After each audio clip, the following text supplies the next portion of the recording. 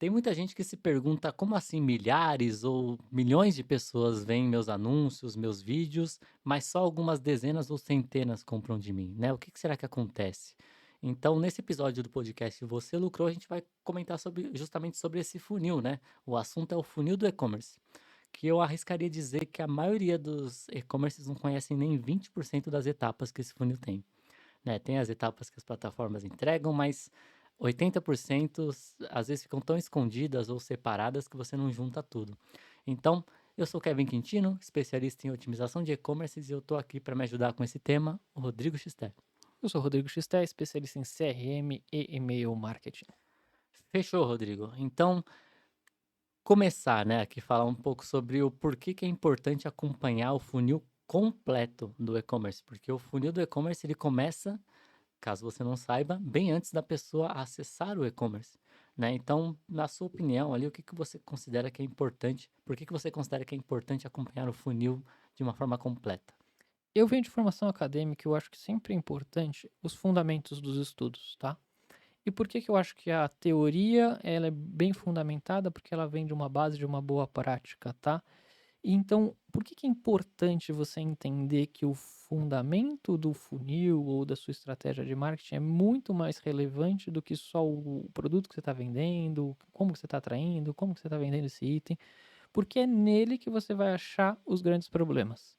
Quando você começa a descobrir os porquês das coisas, a gente já falou isso em outras conversas, é que você vai descobrir como se adaptar. Se as coisas mudam sempre e mudam com grande frequência, tem uma coisa que sempre ajuda a subir um prédio: são as fundações. E as fundações estão todas nas teorias. Então, quando a gente está falando de funil, a gente está falando de fundações do marketing. As fundações do marketing são as mesmas desde o começo do século XX. Não mudaram. Desde que a gente tornou o mundo com produção industrial, venda em escala, personalização em série, que não é bem uma personalização, mas essa questão do consumo recorrente, da obsolescência dos produtos, você tem os fundamentos do marketing. E o que a gente vai falar hoje são os fundamentos do marketing. Não adianta você inventar nome, falar que não é mais funil de marketing, é flywheel, é não sei o que lá. Não, não importa a moda, importa que todas elas têm uma base. Uhum. Existem etapas de relacionamento que esse cliente, que esse futuro cliente vai passar e que todo mundo tem que estar olhando para ela. E normalmente é onde está a dor que você falou. Ou um que só olha pro, eu gero conteúdo super engajado, todo mundo olha o meu conteúdo, isso acontece muito com influencer, e quando eu vou fazer uma publi, ou quando eu vou fazer um produto meu e tento vender, não vende nada. Esse é o cara que tá na primeira etapa e não conhece o resto do funil. Uhum. Aí tem o contrário, tem o cara que tá no meio, que é o cara que tem a loja, faz tudo direitinho, mas não chega cliente. Ele fala: "Eu tô no melhor ponto de venda da internet, mas ninguém chega". Então, você vê que tem as 2 dores dos 2 públicos. Por quê? Uhum. Porque ambos não estão vendo o todo, e o todo é o funil de marketing. Exatamente. E uma coisa que é muito interessante que você comentou, né, que os fundamentos eles tendem a não mudar, os princípios. E de onde vem então, né? Você chegou, beleza? Esses são os fundamentos de marketing. Mas de onde vêm os fundamentos e princípios de marketing? Vem basicamente da psicologia humana, de como os seres humanos funcionam. E isso, para a gente mudar a forma que a gente funciona, não leva alguns anos, algumas décadas. Leva muito tempo. Então, por isso que os fundamentos de marketing não mudam tão frequentemente assim, né? É claro que vivem surgindo métodos novos e tudo mais, mas todos eles se baseiam na mesma raiz ali. São formas diferentes de você falar a mesma coisa, de uma certa forma. Então, a gente fechou o outro podcast falando sobre isso, Uhum. e a gente abre esse falando justamente sobre por que que é importante entender a psicologia humana, porque isso é uma coisa que não muda tão frequentemente, então vale a pena estudar. E uma coisa bem interessante é que você falou justamente das influencers, né, dos influencers. E uma coisa que muita gente erra é em tratar o funil não como um funil, mas como uma esponja, né? Porque o que que é um funil? É uma coisa que você coloca muito de um lado e vai sair menos concentrado do outro lado. Uhum. E pode ser que uma parte que entre não saia, né? Se for um filtro, né? Então, eh, você tem que tratar o funil mais como um filtro do que como se fosse uma esponja. Você não quer trazer todo mundo para o seu e-commerce. Você não quer que todo mundo te siga. Porque você ter milhares, milhões de seguidores, ter anúncios que são vistos por milhões de pessoas, isso tudo não passa de métrica de vaidade se isso não contribuir para você gerar vendas e ter mais lucro, né? Então, por isso que tem muita gente que tem milhões de seguidores, às vezes, muitas vezes até comprados nesses milhões de seguidores, Uhum. e não consegue vender para ninguém porque são pessoas desqualificadas que não estão interessadas. E entra naquele seu jogo que falou que o jogo das taxas de conversão é perder as pessoas que você não tem interesse. Então você pensa no funil, mas você tem que esquecer, não pode esquecer que ele tem as calhas intermediárias. Então quando entra todo mundo no seu topo de funil, tem uma calhazinha ali que serve para descartar as pessoas que não vão passar para o meio de funil. Uhum, Tem uma outra calhazinha que serve para descartar as pessoas que não vão passar para o fundo de funil. E tem outra calhazinha que vai afunilar e vai fazer a conversão dessas pessoas. Essas pessoas que caem nessas calhas laterais não quer dizer que elas não vão comprar de você, quer dizer que elas vão para um outro funil seu, que provavelmente ou vai tratar elas ou realmente vai descartar. E você uhum, não pode ter o apreço de não querer descartar. Quanto mais você descarta as pessoas que não são do seu interesse, mais você aprende. Quantas pessoas eu vejo que descobrem quem não é o público que elas querem e ainda continuam impactando essas pessoas com anúncio. Então é muito.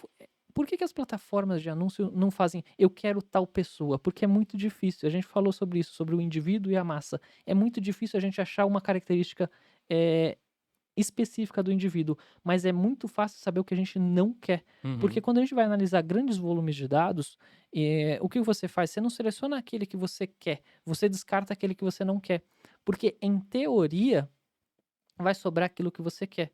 Só que às vezes quando você está fazendo uma seleção de dados, você acaba não pegando todo mundo o que você quer. Então é mais garantido você me dizer o que você não quer do que aqueles que você realmente quer. Então vamos materializar isso, porque aqui está muito papo de dados. Você vai numa banca na feira e você vai escolher as frutas que você quer. Quais as que você quer e quais as que você não quer. Você quer as que estão boas e você não quer as que estão estragadas. Você pegou uma estragada, você tira. O cara da banca mesmo tira. uhum. Ele só quer deixar o produto que é bom.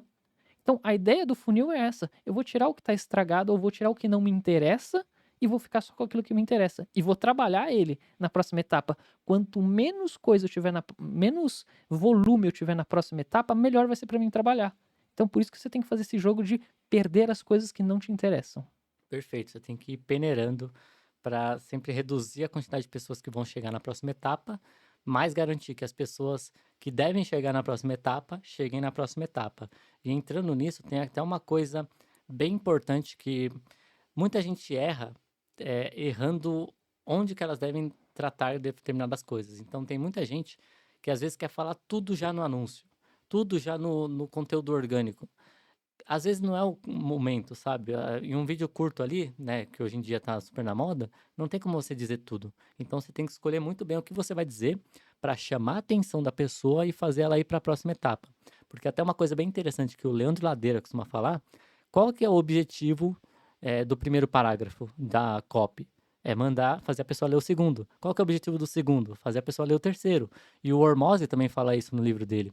Que qual que é o objetivo do primeiro anúncio, do primeiro segundo de um anúncio? É fazer a pessoa assistir o segundo, e por aí vai. Então você sempre tem que estar tocando o primeiro, as etapas como sendo elas levando para a próxima. E não tem como você fazer isso se você não entender o funil completo, porque aí você não entende, tipo, ah, beleza, eu vou falar essa informação aqui, mas eu posso deixar essa de fora, porque aí a pessoa certa vai ter essa informação quando chegar aqui.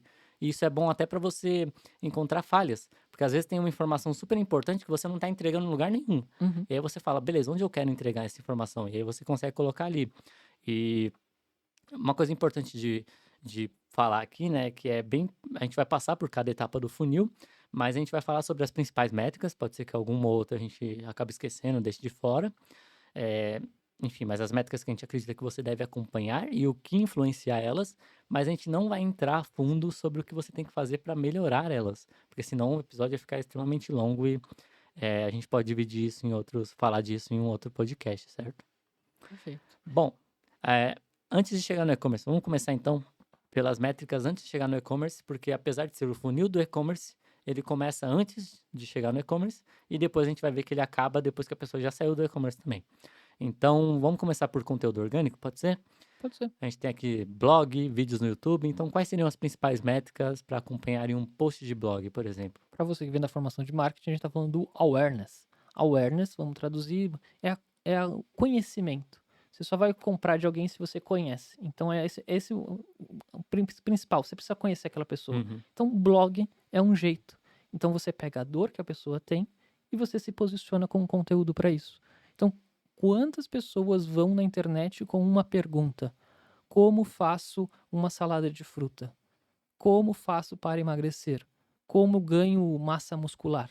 Esse é o fundamento do blog. Ele vai se posicionar numa dúvida, numa pergunta, ou por que fazer tal coisa, como fazer tal coisa, quais são os melhores. Sim, A ideia do blog é se posicionar no momento em que a pessoa está buscando algo de forma ativa, né? de forma ativa. Então o blog ele vai entrar nessa parte de conteúdo exatamente para pegar isso.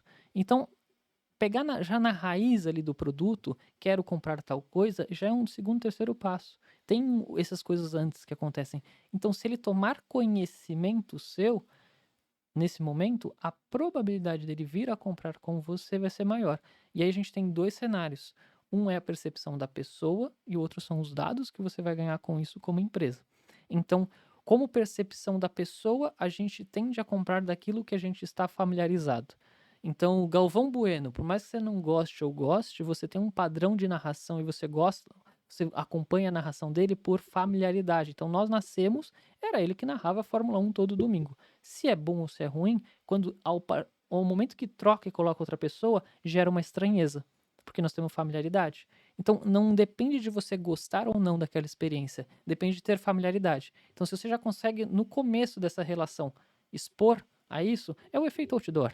Como é que você mede se um outdoor funcionou ou não funcionou? A questão é você expor essa pessoa. Então, antes você tinha uma noção que até uma pessoa comprar sem ter o mundo digital, você precisava de 18 pontos de contato com essa pessoa. Era muita coisa. Uhum.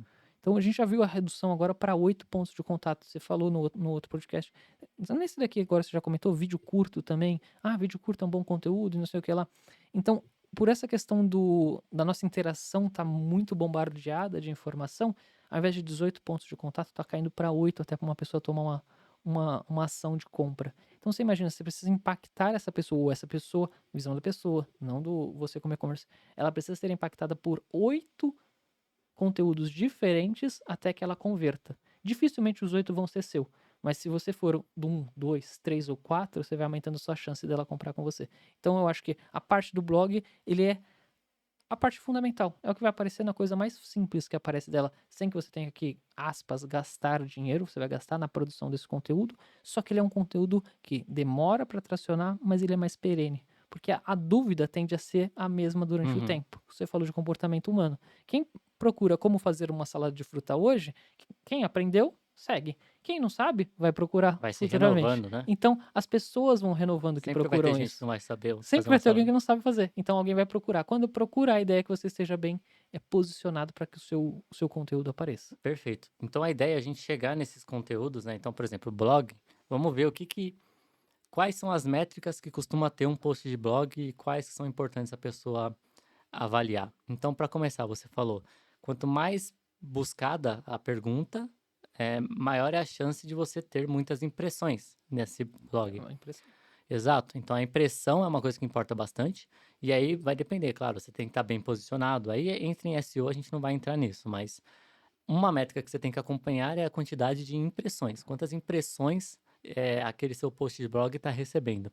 E impressão é antes da pessoa entrar no post do blog. É Uhum. simplesmente eu pesquisei no Google ali, para quantas pessoas apareceu, chegou a aparecer como opção o meu post ali, né? Quantas pessoas chegaram a ver. Aí a gente chega na próxima métrica, que é a taxa de clique. Beleza, das pessoas que viram, vamos supor que 1 milhão de pessoas viram. Quantas clicaram? Ah, só 1.000. Então a taxa de cliques está extremamente baixa, considerando a quantidade de pessoas que está vendo. Então você tem que encontrar aí, às vezes o seu post ali, o título não está exatamente correto para aquela intenção de busca. Tem também uma parte, né, o comecinho ali, a descrição que aparece, que também influencia na taxa de clique. E tem também outras coisas, por exemplo, os dados estruturados do Google, que aumenta também a chance de você receber o clique. Então, para blog tem isso antes da pessoa clicar, e depois que a pessoa clica, ainda tem o quanto que ela consome do post, né, que seria basicamente a profundidade de scroll, né, que aí você consegue pegar com um mapa de calor, por exemplo, Ou tempo de tela. ou tempo de tela, né, duração da sessão, e você também pode colocar algum CTA no post, porque você não quer simplesmente que a pessoa entre, leia e saia. Eh, Se você entregou valor para ela, tudo bem. Talvez essa pessoa volte no futuro porque gostou de você, reciprocidade e tudo mais. Mas geralmente você quer que a pessoa leia esse post e, como a gente comentou, vá para uma próxima etapa. Qual seria essa próxima etapa? Às vezes é capturar o lead, né, o nome, e-mail, enfim. Às vezes é já oferecer alguma coisa para ela, dependendo se for uma busca com alta intenção de compra, já oferecer alguma coisa para ela. Mas você tem que avaliar isso daí e eu diria que para blog, acho que isso aqui cobre bem. Isso cobre bem para blog, e eu não sei até se a gente vai falar dos outros tipos de mídia, mas a gente está falando, entenda blog como mídia orgânica. Aí você vai ver que as métricas são meio parecidas. Uhum. É a impressão, quantas pessoas clicaram, quantas pessoas consumiram aquele conteúdo, e você vai Um ter as exemplo. métricas de consumo, e quantas pessoas você joga para a próxima etapa. Pega isso e aplica para todo tipo de conteúdo orgânico. Uhum. Aí você vai ter vídeo do YouTube, impressão, clique, quanto tempo viu o vídeo, se ela engajou, comentou e se ela partiu para a próxima etapa. Post de Instagram, quantas pessoas imprimiu, quantas pessoas engajaram com o post, então comentaram, curtiram, salvaram. Você tá vendo? A estrutura é a mesma. A gente partiu por blog, que foi o primeiro conteúdo digital que surgiu, e todos o resto, ninguém reinventou a roda. A gente falou nisso no outro podcast de roubar as ideias. Ninguém reinventou a roda das redes sociais, ninguém reinventou a roda dos vídeos que engajam. Todos funcionam da mesma forma. Atrair a atenção, você expõe isso para um monte de gente. Alguns engajam com isso e vão Uhum. avançando. Isso tudo na primeira etapa de quando Sim. eu estou começando a pensar a comprar alguma coisa. Nem cheguei no seu blog, nem cheguei no seu e-commerce. Ah, mas o meu blog é dentro ou fora do meu e-commerce? Essas coisas técnicas você define, não tem tanto impacto. O que tem impacto é quando eu estou entregando valor, eu estou entregando valor. Quando eu estou pedindo uma ação, eu estou pedindo uma ação. Só precisa ser claro.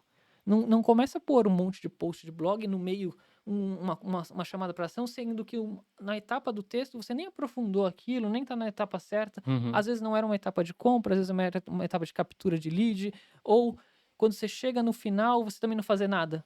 Que às vezes acontece o oposto, né? Eu tenho um blog lindo, ai, meu blog não traz resultados. Você abre o blog da pessoa, tem conteúdos excelentes, mas não tem nenhuma chamada para ação. Sim. Nenhum. Perfeito. E uma coisa interessante, né, que eu comentei, eh, lembre-se, uma coisa que a gente vai ficar batendo bastante na tecla, trate o funil como se fosse um filtro e não como se fosse uma esponja.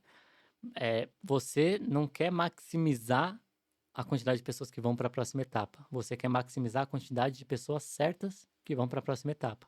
Então, se você simplesmente foca em maximizar a quantidade de pessoas que vão para a próxima etapa, vamos trazer isso, por exemplo, para um vídeo no YouTube. Você pode fazer o que muitos faziam no passado, que é colocar uma thumb extremamente chamativa, às vezes até imoral ali, que hoje em dia seria proibida de ser utilizada, com um título também super chamativo e, enfim, indecente, né? O famigerado clickbait, que a pessoa pode até clicar, mas no vídeo você não vai entregar o que a pessoa está querendo, ela simplesmente vai sair do vídeo, vai ficar com uma visão negativa de você e você não vai ganhar nada em troca, porque a plataforma vai entender que aquele vídeo não está sendo assistido, então não tem porquê. Mesmo que a taxa de clique do vídeo seja extremamente alta, Alto. não tem porquê ela apresentar aquele vídeo para mais pessoas, porque ela sabe que as pessoas vão entrar naquele vídeo, vão ver, sei lá, 1, 2 segundos e vão sair. Então, o que que a plataforma quer?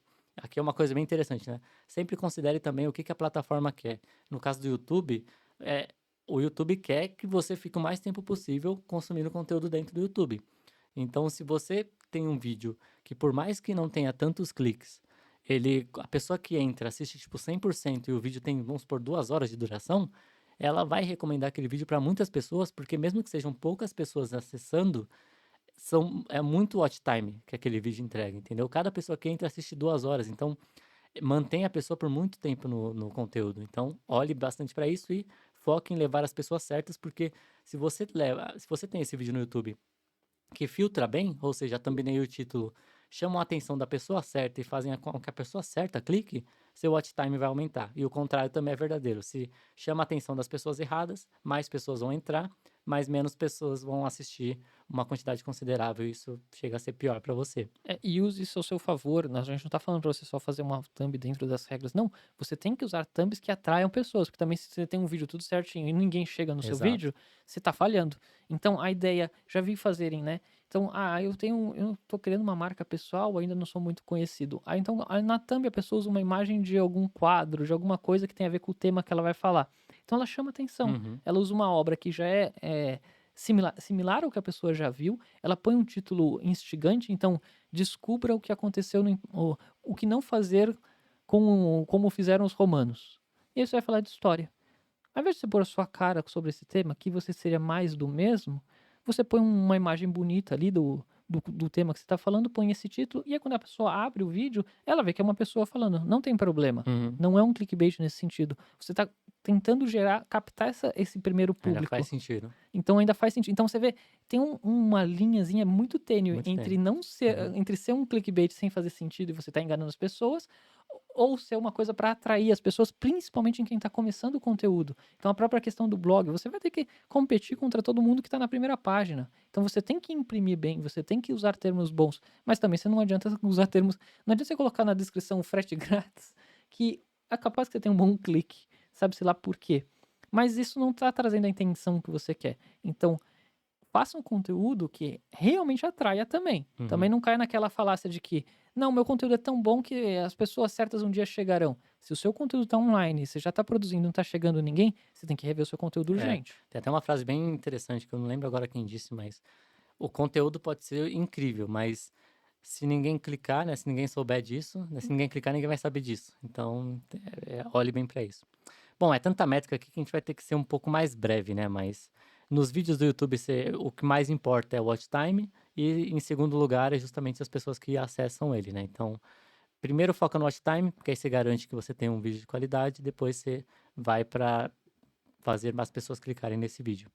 Entrando então na parte do e-mail marketing, SMS e WhatsApp, que tem uma pessoa aqui que entende bastante sobre isso, a gente até tem um podcast inteiro sobre e-mail marketing, que a gente fala disso mais a fundo, por isso até que a gente vai ser super breve aqui. Mas o que que a pessoa mais deve ficar de olho? Primeira etapa, você atraiu essa pessoa, você depois chamou ela para fazer alguma coisa. É a hora da captura que a gente falou, né? Essa hora da captura é a hora mais quente e você espera os melhores números. Então, quando você está capturando um lead, é que a pessoa está tomando uma ação e ela espera um feedback dessa ação. Então, você tem taxas de abertura que você nunca vai repetir, né? Ela é muito próxima à confirmação de pedido, quando você vai ver mais para frente. Então, você está esperando taxa de abertura de 50, 60, 80, 90%, mas ela só existe quando está bem amarrado ao que você está pedindo. Então, se você põe um material rico no final de um conteúdo de um blog, então você está vendendo lá ferramentas, aí você vai mostrar como fazer móveis incríveis com um kit básico de ferramentas. Clica aqui, baixa o material. Quando a pessoa clica ali, você vai entregar esse material via e-mail, que é o mais recomendável, né? Ou de alguma outra forma para ela.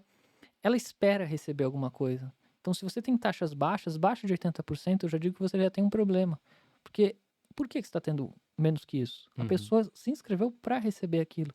Então, tenha de olho nessas suas taxas. E aí não importa o canal que você está usando. Tem que ser 80% de abertura nessa taxa e as taxas normais de comunicação de relacionamento. É a abertura, a taxa de clique, no caso vai ser o download, né? E aí olhar. Eu só olho para as taxas negativas, né? Que é bounce, né? Que as pessoas que se desinscreveram, para ver se aquela minha comunicação está fazendo sentido ou não está. Eu não olho elas como métricas principais, mas eu deixo sempre elas guardadinhas. Se eu vejo que uma taxa de desinscrição, que é o unsubscribe, começa a aumentar muito, eu sei que aquela minha comunicação não está fazendo sentido naquele momento do funil. Eu pego muito erro de automação. Como a gente mexe em muitas automações, a gente às vezes esquece uma comunicação rodando. E por algum motivo a gente pluga esse fluxo numa página que não faz sentido ou num conteúdo que não faz sentido. E aí você vê um fluxo desse de captura de lead não deve ter unsubscribe praticamente, porque a pessoa quer receber o material, mas aí você vê aumentar muito a taxa de desinscrição. Aí você fala, opa, pluguei alguma coisa errada no fluxo. Então eu uso essas taxas para ficar de olho nisso. Então basicamente seria isso. É uma ação de feedback, ela é praticamente um transacional, mas você já conseguiu coisa mais valiosa. Você já tem dados do seu futuro cliente. Então a partir daqui você vai para passar para a próxima etapa e aí você tem dados para todo o seu ecossistema. É mídia, é relacionamento, é atendimento, venda ativa, é várias coisas que você vai poder fazer. Mas agora você já quebrou uma barreira. Você passou de etapa, a pessoa não precisa mais te conhecer, você já pegou uma informação dela. É a parte de agora você já não tem mais que adquirir o usuário, agora você tem que ativar esse usuário. Então você já fez a parte de aquisição. desse lead, aquisição desse futuro cliente? É o seu prospect, a pessoa respondeu uma pesquisa. Então você já conseguiu desativar a próxima etapa. Não, perfeito. E até trazendo aqui, né, uma coisa que talvez não tenha ficado tão claro, por que que é importante você mapear esse funil, né? Porque a gente está falando aqui de funil de blog, de vídeo no YouTube. Por que que é importante isso? Porque você tendo esse funil mapeado, você consegue saber, beleza, eu coloco o esforço X e tenho Y de resultado. Então, se eu colocar 2x de esforço, eu posso ter 2y de resultado. Então, vou dar um exemplo, vai, do YouTube.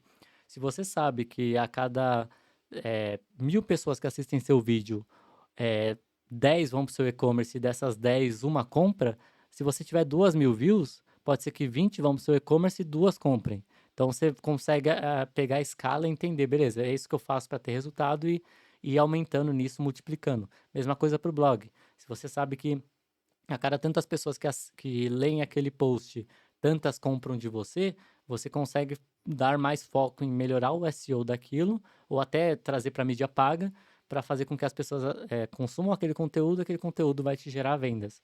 Então é por isso que é importante você ter isso e ir otimizando esse funil. É a visão macro do funil, né? Então, o Flávio Augusto vai ter para vender matrículas de inglês. Ele sabe que ele precisa de tantos leads, então eu preciso de 100 leads. Desses 100 leads, ele vai conseguir entrevistar, que é o que ele chama 10 pessoas, e de cada 10 entrevistas ele converte um. Então aí você vai ter um número que você tem 100, 10 e 1. Então você sabe a proporção de cada um, de quanto cada um vai gerar.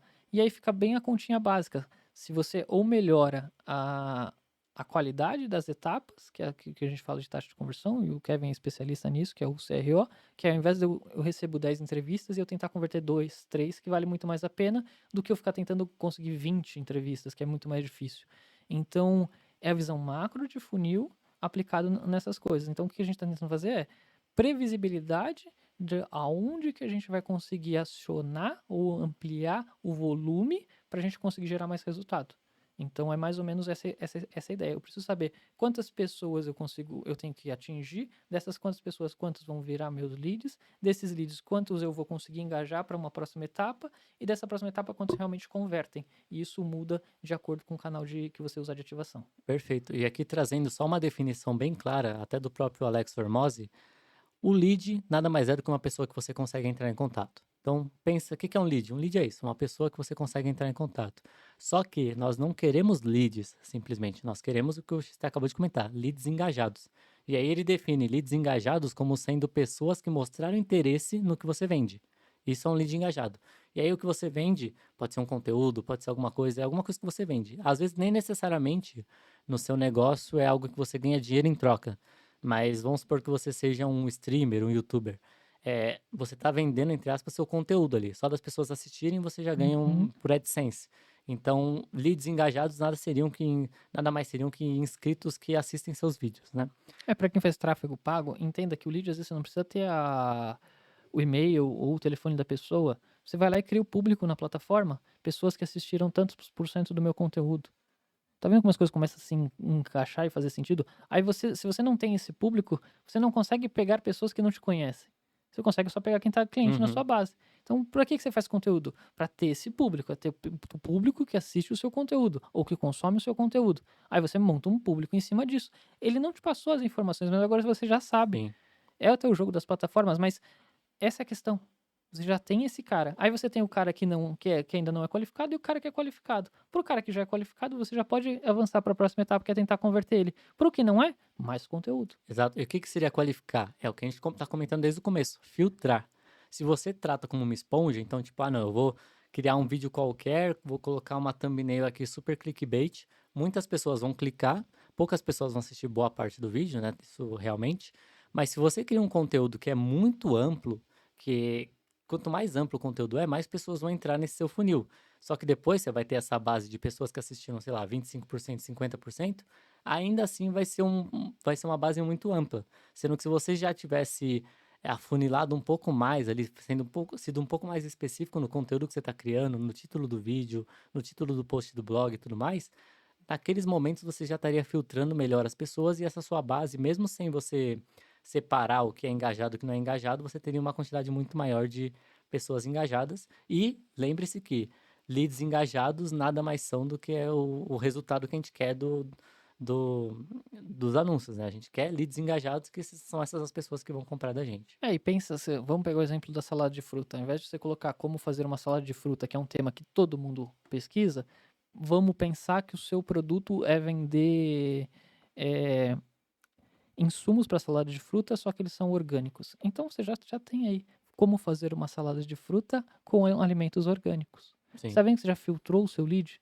Já tem a palavra orgânicos ali? Você já saiu do genericão, que é muito aberto, como fazer uma salada de fruta com produtos orgânicos. Aí você pode especificar mais, como fazer uma salada de fruta com frutas vermelhas orgânicas. Uhum. E aí você vai segmentando. E aí você vai se posicionando não no mainstream, você vai se posicionando onde as pessoas não conseguem ser específicas, porque elas não têm o conteúdo que vai dar segmento para isso. Você já começa a filtrar muito mais. É mais fácil, é o que chamam de cauda longa, né. Então é muito mais fácil você ficar nas primeiras posições do Google ali para um conteúdo específico como esse, do que se você for tentar competir por algo super, específico. Então, se você tem um e-commerce de moda, que é super comum e-commerce de moda, né, eu acho que é a categoria mais comum de e-commerce que tem. Então, se você tem um e-commerce de moda e você quer se posicionar para camiseta, cara, a concorrência ali é brutal.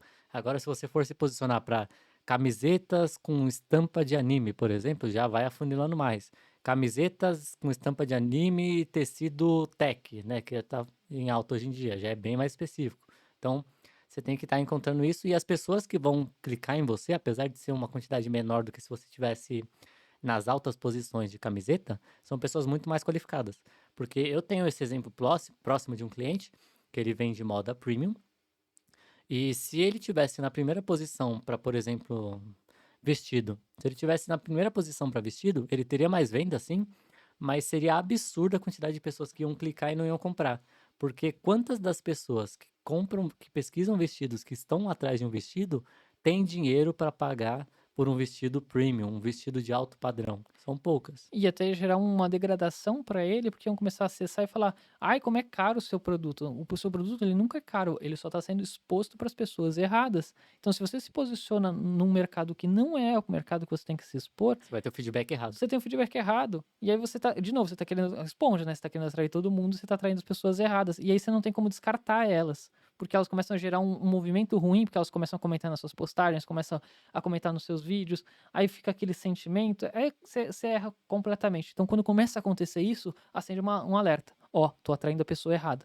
Talvez eu tenha me posicionado bem, mas eu tô atraindo a pessoa errada. Deixa eu Uhum. segmentar. E o que que é segmentar? Põe uma palavra diferente no título. Então, eu vendo vestidos de tal e tal coisa. Vendo vestidos para festas, vendo vestidos para jantares de gala, vendo vestidos da moda da Oscar Freire, sabe? Você vai segmentando, seja geolocalização, seja o estilo, seja a faixa de renda. Então, você começa a segmentar pelo nome para voltar a atrair a pessoa certa. Exato, porque a mensagem certa para a pessoa errada vai ser ignorada, né? Você tem que ter a mensagem certa, mas também exibir para as pessoas certas.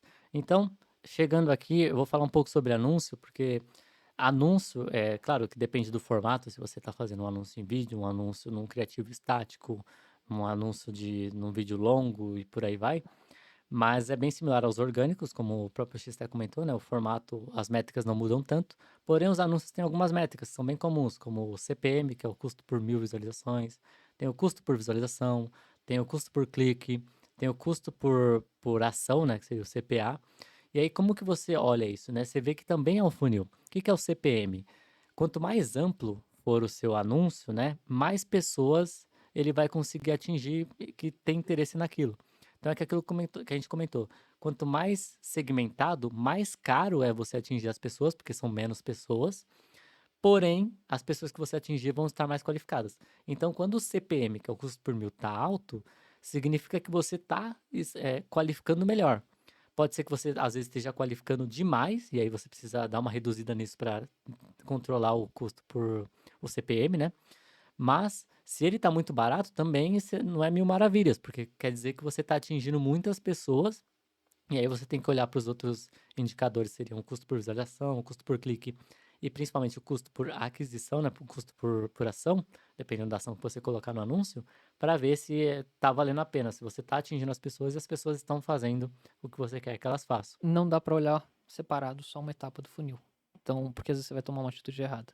Porque como o CPM está muito no topo, e às vezes você não tem a visão do fundo que ele está chegando, e você às vezes não consegue ver o que esse público está fazendo até onde ele vai chegar. Uhum. Você tem formas de fazer isso, marcar esse público para conseguir ver quem é que está saindo.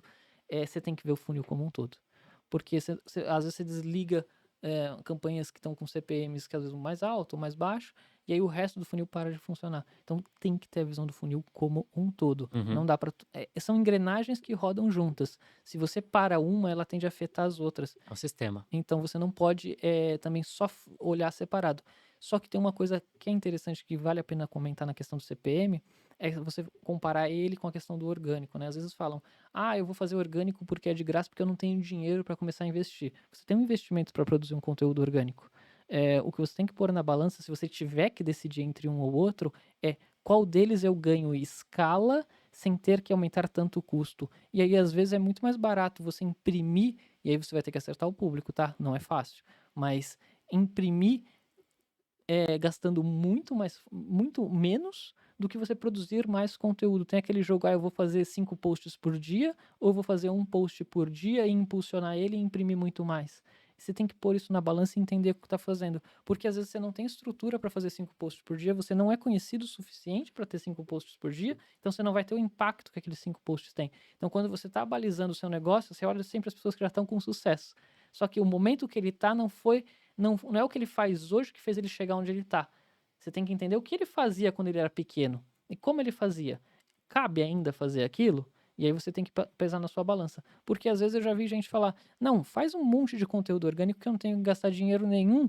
E aí você vê lá um perfil no Instagram com 2.000 postagens e 1.000 seguidores. Uhum. Aí tudo bem, seguidor é a métrica da vaidade, mas no grande, no volume, 2.000 postagens para 1.000 seguidores, você não cresceu nada no seu perfil. Quase ninguém viu todas as suas postagens. Então, às vezes vale a pena você investir muito mais em distribuir o conteúdo que você produz do que produzir um monte de conteúdo. Sai muito mais barato.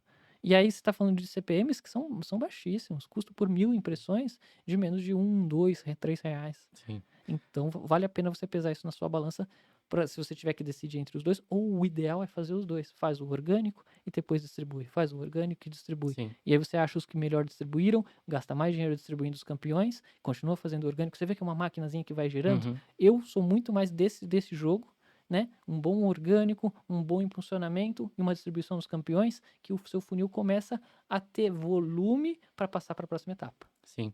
E uma coisa também que é justamente liga com o ponto que você disse, né? Eu sou muito daquela turma que fala assim, vale muito mais a pena no começo você focar em quantidade do que qualidade. Porém, é o que você comentou. Se você entra num perfil que tem 2.000 postagens e só 1.000 seguidores, como a gente já disse, né? É uma métrica de vaidade, mas que ela indica, de certa forma, o seu sucesso ali, as pessoas que você está atingindo e para quantas pessoas você está gerando valor, considerando que você não comprou aqueles seguidores.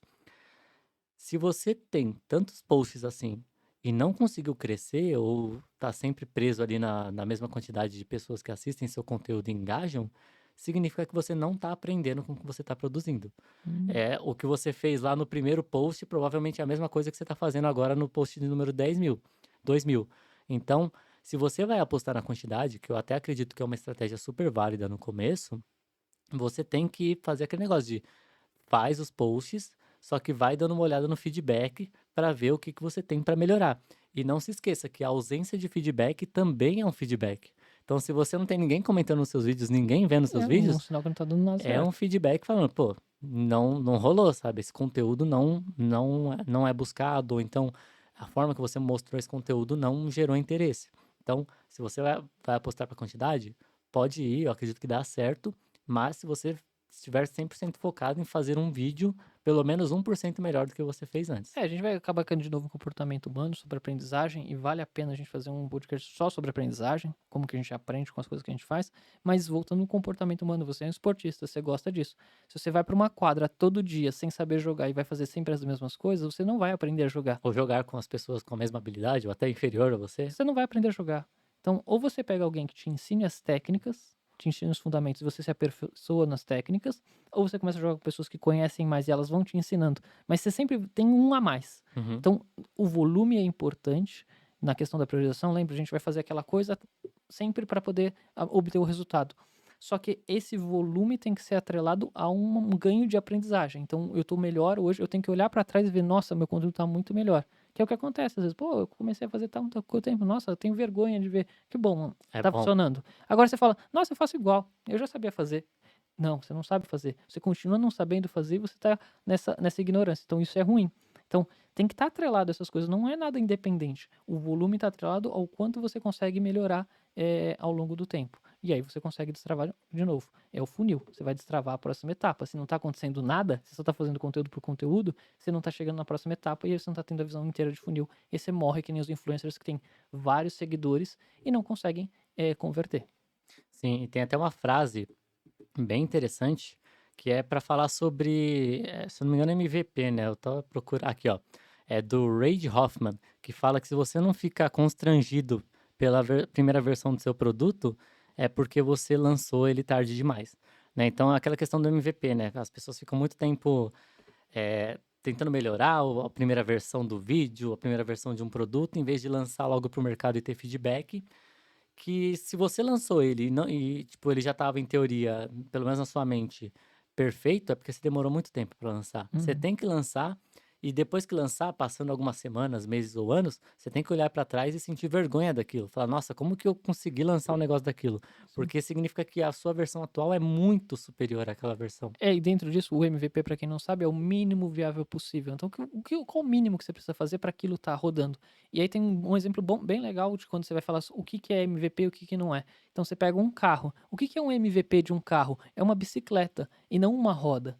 Então, entenda, não é que você vai desmembrar aquela coisa, é que você vai fazer uma versão reduzida Entrega daquilo. o mesmo valor, mas reduzido, né? Isso, então, qual que é a versão para que serve o carro num conceito geral? É mobilidade. Então, qual que é a versão mais reduzida que a gente tem de mobilidade? Tirando o skate, que seria muito arriscado, uma bicicleta eu acho que é aceitável para o público. E aí, qual que é a próxima etapa? É uma motocicleta. Aí, qual que é a próxima etapa? Um carro. E aí, qual que é a próxima etapa? Aí, um carro mais luxuoso, com mais itens refinados, que provavelmente é o produto que você quer chegar. Só que se você não Uhum. começar fazendo a bicicleta, você não vai chegar. Talvez não dê tempo de você chegar no carro E, de e se a luxo. pessoa não se interessa nem mesmo pela bicicleta, por que que Que ela ia se dirá, interessar? que dirá outro produto. Então você tem um aprendizado nesse caminho que é tão importante quanto só fazer o produto. E não é pegar o carro e só vou fazer a roda perfeita do meu carro de luxo. A roda perfeita você não vai vender para ninguém. Então você tem que. É mínimo viável possível que as pessoas A não comprem ser e que você viram. venda aquela, como que é o nome daquela roda que a pessoa anda em cima? Não, mas esse já é o seu produto final, né? Ele não vai virar um carro. Só se ele for um Transformer. Bom, mas aqui, antes da gente entrar, então, chegar de fato no e-commerce, né? Você vê o tanto de coisa que a gente já comentou até agora e nem chegamos no e-commerce, né? Mas uma última coisa que eu gostaria de comentar é que tem uma frase bem interessante que é: quando você termina de escrever o headline ou o hook do seu anúncio, você já gastou 80 centavos do R$ 1 que você investiu. O que que isso significa? Que o 80/20 é o seu headline, é o seu hook. É ali que você vai filtrar a maior parte das pessoas. Se você for olhar o gráfico de pessoas que assistem seus vídeos, a grande maioria vai deixar de assistir já nos primeiros segundos. Com anúncio, a mesma coisa, né? O estático a gente não tem esse dado, mas com vídeo você consegue ver isso muito bem. A maioria das pessoas vai ver o título do anúncio e já vai decidir se aquilo chamou a atenção dela ou não, se aquilo é para ela ou não. Para vídeo é a mesma coisa. Se você tem um vídeo de, vamos supor aí, vai 20 segundos, 30 segundos, a pessoa vai ver os primeiros 2, 3 segundos e aquilo já vai ser suficiente para ela decidir se ela quer ver o resto ou não. E volta naquilo que a gente comentou, né? Que o objetivo da primeira frase, do primeiro segundo, é mandar para o próximo, e para o próximo, e para o próximo, até chegar no máximo possível, no suficiente para a pessoa tomar a decisão de ir para a próxima etapa, considerando que é a pessoa certa, né, que está indo para a próxima etapa. Bom, aí aqui, antes de chegar no e-commerce, tem só uma métrica que é desconhecida por muitos, que é a taxa de conexão. Então, vamos supor que você fez o anúncio ali perfeitamente, o seu post no blog está bombando, os seus vídeos orgânicos estão bombando, tá todo mundo clicando no link para ir para o seu e-commerce e comprar o que você está vendendo, mas as pessoas não estão chegando no e-commerce. O que será que acontece? Pô, tem um buraco negro aí no meio que suga essas pessoas, elas vão para algum lugar que a gente não sabe. É, o que muito provavelmente está acontecendo é que sua taxa de conexão está baixa. O que é a taxa de conexão? De 10 pessoas que clicam no link, quantas de fato chegam na página, a página carrega e elas conseguem, enfim, interagir com a página, entendeu? E aí tem vários motivos para a pessoa não chegar na página. Pode ser que, sei lá, às vezes o link está quebrado, né? Esse é um exemplo meio tolo, né? Mas pode ser que o link esteja quebrado, mas vamos supor que o link não está quebrado, está funcionando perfeitamente. Pode ser que seu site está demorando muito para carregar, e aí as pessoas estão abandonando antes mesmo do seu site entender que tem alguém se conectando a ele. E quanto que é esse muito para carregar? Porque a gente precisa tangibilizar para as pessoas. Perfeito. Então, vai depender muito da internet da pessoa, mas você quer que, obviamente, seja o mais rápido possível. Se a pessoa está no desktop com Wi-Fi tudo perfeitamente, cara, se demorar mais de 2 segundos para carregar é muito. Perfeito. É muito. Agora, se a pessoa está no celular, no 3G, inclusive é o teste que você deveria fazer. Pega seu celular, vai para um lugar que o sinal não é muito bom de internet, ou num lugar que o Wi-Fi não é tão bom, e tenta se conectar lá no seu site.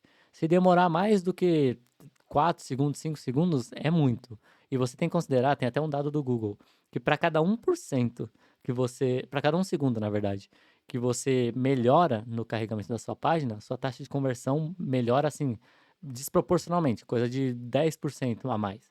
Então, é muito importante você tá sempre focando em ter o menor tempo de carregamento possível, porque quanto menor o tempo de carregamento, mais vendas você vai ter. É uma coisa que é proporcionalmente ali, como que fala em estatística? É mutuamente desproporcional. Esqueci agora o termo exato, mas enquanto um aumenta, o outro diminui. Quando um diminui, o outro aumenta, né? Então, quanto maior o tempo de carregamento, menor suas vendas. Quanto menor o tempo de carregamento, maior suas vendas. Você sempre tem que estar com isso em mente. E a relação não é proporcional, é isso que ele está Exato. dizendo. Ele quer dizer que o retorno vai ser É exponencialmente. exponencial. Então, se você melhorar 1 segundo, você não vai melhorar uma vez as suas vendas, não vai duplicar as suas vendas, você vai triplicar, quadruplicar, quintuplicar, Exato. porque a melhora da experiência é aquela coisa, não adianta você ter a vitrine mais linda do mundo e na frente tem uma banca de jornal. Ninguém tá vendo a sua vitrine. Uhum. Então é mais ou menos isso. Então você tem todo o esforço para levar as pessoas ali para ver, passa um ônibus na frente e ninguém vê a sua vitrine. Então, esse passar o ônibus é o ruído. É o ruído que acontece entre as plataformas de anúncio ou o seu conteúdo orgânico e o seu site oficial. Mas é no mesmo ambiente o meu blog e o meu site. Então, essa transição de página também. Quanto Uhum. tempo leva para ele carregar essa outra página? Quantidade de informação na experiência, se é desktop, se é mobile, normalmente a maioria está sendo mobile.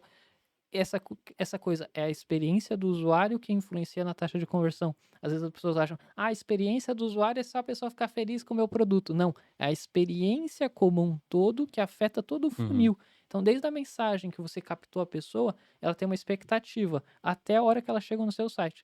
Se tudo isso der muito certo e carregar rápido, você ainda não sabe se vai acontecer a venda. Exato. Agora, se tem algum entrave no meio do caminho, a pessoa, você captou a atenção da pessoa, a atenção dela é como se fosse uma barrinha de energia, né. Você captou a atenção, e a barrinha começa a ser um contador regressivo. Se você não renovar essa barrinha ao longo do tempo, essa pessoa vai perdendo sua atenção, até a hora da compra ela não tem energia. E Uhum. aí normalmente o que acontece é quando ela zera, que é nesses curtos circuitos aí. Então eu cliquei, pô, eu me interessei pra caramba nisso, encheu minha barrinha, cliquei, minha barrinha começa a reduzir, 1, 2, 3 segundos não carregou, vou ver outra coisa. Sim. No livro Não Me Faça Pensar, ele chama essa barrinha de reservatório de boa vontade. Que as pessoas vão ter diferentes. Vamos supor que eu tô num dia que eu acordei, dormi mal, briguei com alguém, meu reservatório de boa vontade já vai estar mínimo. Então, qualquer coisinha que me tirar do sério ali, eu já vou desistir da compra.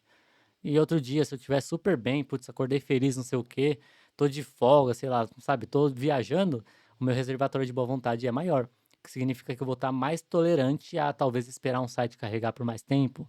Então, isso você vê que é bem, vai depender muito do momento da pessoa, mas o ideal é sempre que você tenha o mínimo possível. Brincando, eu costumo dizer que em dias nublados as taxas de abertura de e-mail diminuem. Boa, bem interessante. E agora falando um pouco, outro motivo, né, que você até chegou a comentar, que a gente comenta em quase todo episódio, a quebra de expectativa é um dos maiores motivos para a pessoa não comprar. E isso acontece na taxa de conexão também, porque apesar de ter essa parte técnica da taxa de conexão, que é a pessoa clicar e não, às vezes não chegar na outra página, sair porque demorou para carregar, ou porque perdeu ali a conexão. Às vezes ela até tá no seu e-commerce, mas perdeu ali algum erro de pixel e não tá pegando a continuidade, enfim.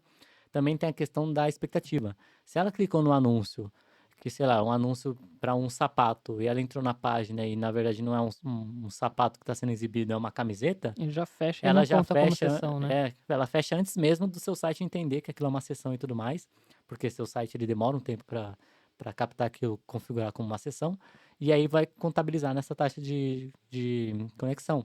E você vê que a taxa de conexão, eu já vi casos absurdos, tipo, geralmente a média que eu vejo é de 2/3, então pra você ter uma ideia, 2/3 das pessoas que clicam vão chegar na página, 1/3 não vai.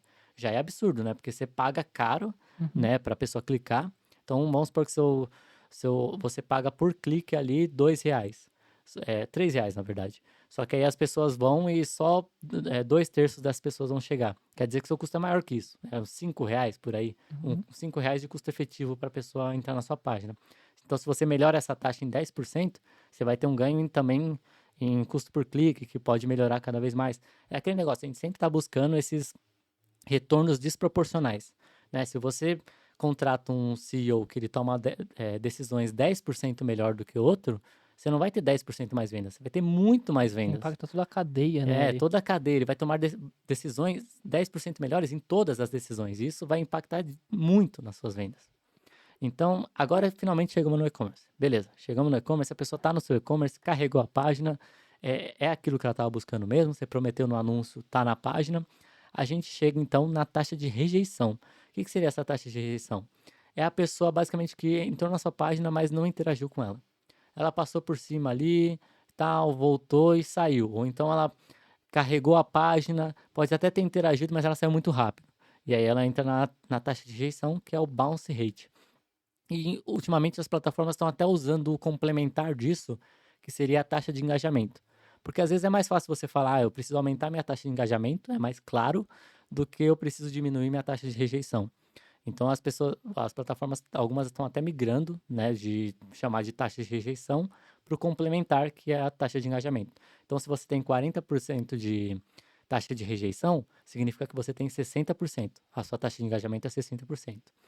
E como que você o que que influencia geralmente isso? Principalmente a quebra de expectativa, né, a pessoa entrar na página que não é o que ela está buscando, mas também a taxa de rejeição pode ser que a pessoa entrou na sua página e teve algum problema de usabilidade, às vezes ela está até tentando interagir com o seu site, mas não está indo.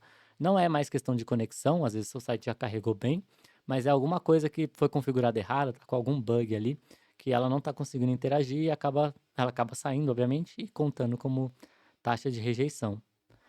E aí você vê, né, você tem vamos trazer o funilzinho só para o pessoal ter uma ideia. Geralmente você tem muitas pessoas que veem os anúncios ou veem os posts, aí essas pessoas, uma parte delas bem pequena vai clicar nos anúncios, dessas pessoas que clicam nos anúncios, vai ter uma parte bem mais baixa que vai, sei lá, assistir o suficiente do anúncio, a ponto de chegar no CTA, e o CTA ela vai clicar para ir para o seu e-commerce, e aí dessas pessoas que mesmo clicaram para ir para o seu e-commerce, uma parte vai ficar pelo caminho, você vai perder elas e outra parte vai conseguir chegar no seu e-commerce, e das pessoas que chegaram no seu e-commerce, você tem essa taxa de rejeição que você vai perder mais pessoas aí nesse caminho. Então, toda etapa você está perdendo pessoas, por isso você tem que garantir que você está perdendo as pessoas que não comprariam de você. E para você ter uma ideia, né, de escala, né? Nessa etapa aqui, né, que das pessoas que entraram no seu e-commerce e engajaram com ele, né, já desconsiderando aí, já retirando a pessoal que saiu por taxa de rejeição, eu diria que é coisa de 2% do pessoal que chegou a ver lá a impressão dos seus anúncios. Uhum. Então você já perdeu 99% das pessoas até chegar aqui. Olha o tanto de pessoas que já ficou no caminho. Então garanta que as pessoas que ficaram para trás são as pessoas que não comprariam de você. É como eu falei, é a segunda etapa. Aí você tem que zerar todas as suas métricas, vamos dizer assim, mentalmente, e dizer: beleza, chegou 1%, que esse 1%, agora eles são meus 100%, e agora eu vou ver quantos desses vão passar para a próxima etapa, que é realizar a compra, vai ser a sua taxa de conversão. Então, quantos Uhum. visitantes você tem no seu site versus quantas pessoas compram, que também vai ser em torno de 1% de novo. Então, você sempre vai perdendo 99% das pessoas que estão no seu caminho. Só que quando a pessoa chegou, e agora eu vou até dar um nome para isso, ela chegou na Terra Prometida. E a Terra Prometida tem que entregar o que ela prometeu. Então, eu vejo alguns e-commerces que eles pecam quando a pessoa chega no site, e aí principalmente em páginas de produto, que eu vejo as pessoas darem muita atenção para a homepage, mas eu acho muito difícil uma homepage conversar muito bem com um anúncio, né? Muito difícil, o anúncio vai ter que ser muito genérico para você jogar um tráfego para home. Apesar que eu jogo tráfego para home, tá? Eu não sou aquelas pessoas, não, nunca joga o seu tráfego para home. Não, eu acho que a home ela é uma boa alternativa quando você acompanha suas taxas de conversão de página, para quando você não tem uma boa segunda página para usar. Mas quando você tem um anúncio e está jogando para uma boa página de produto, você espera que a página de produto seja a terra prometida. Ela entregue tudo o que uma pessoa espera. E aí, mas o que tudo que uma pessoa espera? No mundo digital tem que ser bastante coisa. É toda a informação do produto, são todas as fotos do produto, todas as opções, todas as cores, todas as funcionalidades, preço, condição, é o que ela vai fazer, benefício, é tudo que você pode fazer ali, você tem que fazer. Agora você cai numa página de produto, tem uma imagem do produto, tem o nome do produto igual estava no anúncio, e o preço sem um depor, sem uma vantagem, sem um parcelamento, sem um nada, e você vai esperar que a página do produto converta desse jeito, é a terra prometida falsa. Você prometeu uma coisa e você não está entregando. Uhum. E como é fácil comparar, em 2 segundos ela já está em outro anúncio e já está vendo o outro produto em outro site. E mesmo se for de fato o que você prometeu, ela vai fazer isso, vai comparar e aí vai ganhar quem apresentou da melhor forma. Às vezes a solução é a mesma, na verdade, às vezes sua solução é até melhor, mas você não conseguiu mostrar para a pessoa que sua solução é melhor. E é isso que acontece, são soluções muito melhores, mas que perdem para pessoas que fazem um marketing melhor. Lembra que a gente está falando de fundamentos de marketing? Expor um produto.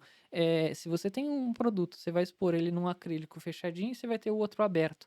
Qual que, numa situação hipotética, passa a maior percepção de que, aquilo é proibido, hein? Tem um acrílico em volta. Não, aquele está aberto, todo mundo pode tocar. Qual que passa uma percepção de coleção, por exemplo? Uhum. Por que os colecionadores colocam, além de proteger os objetos, em envelopes, em molduras, que põe lá uma chapinha, o certificado, é para dar percepção de valor. Se você achar essa carta, as pessoas que colecionam card games, acha essa carta jogada em cima da mesa, mesmo que ela tenha valor, você não está tendo a percepção.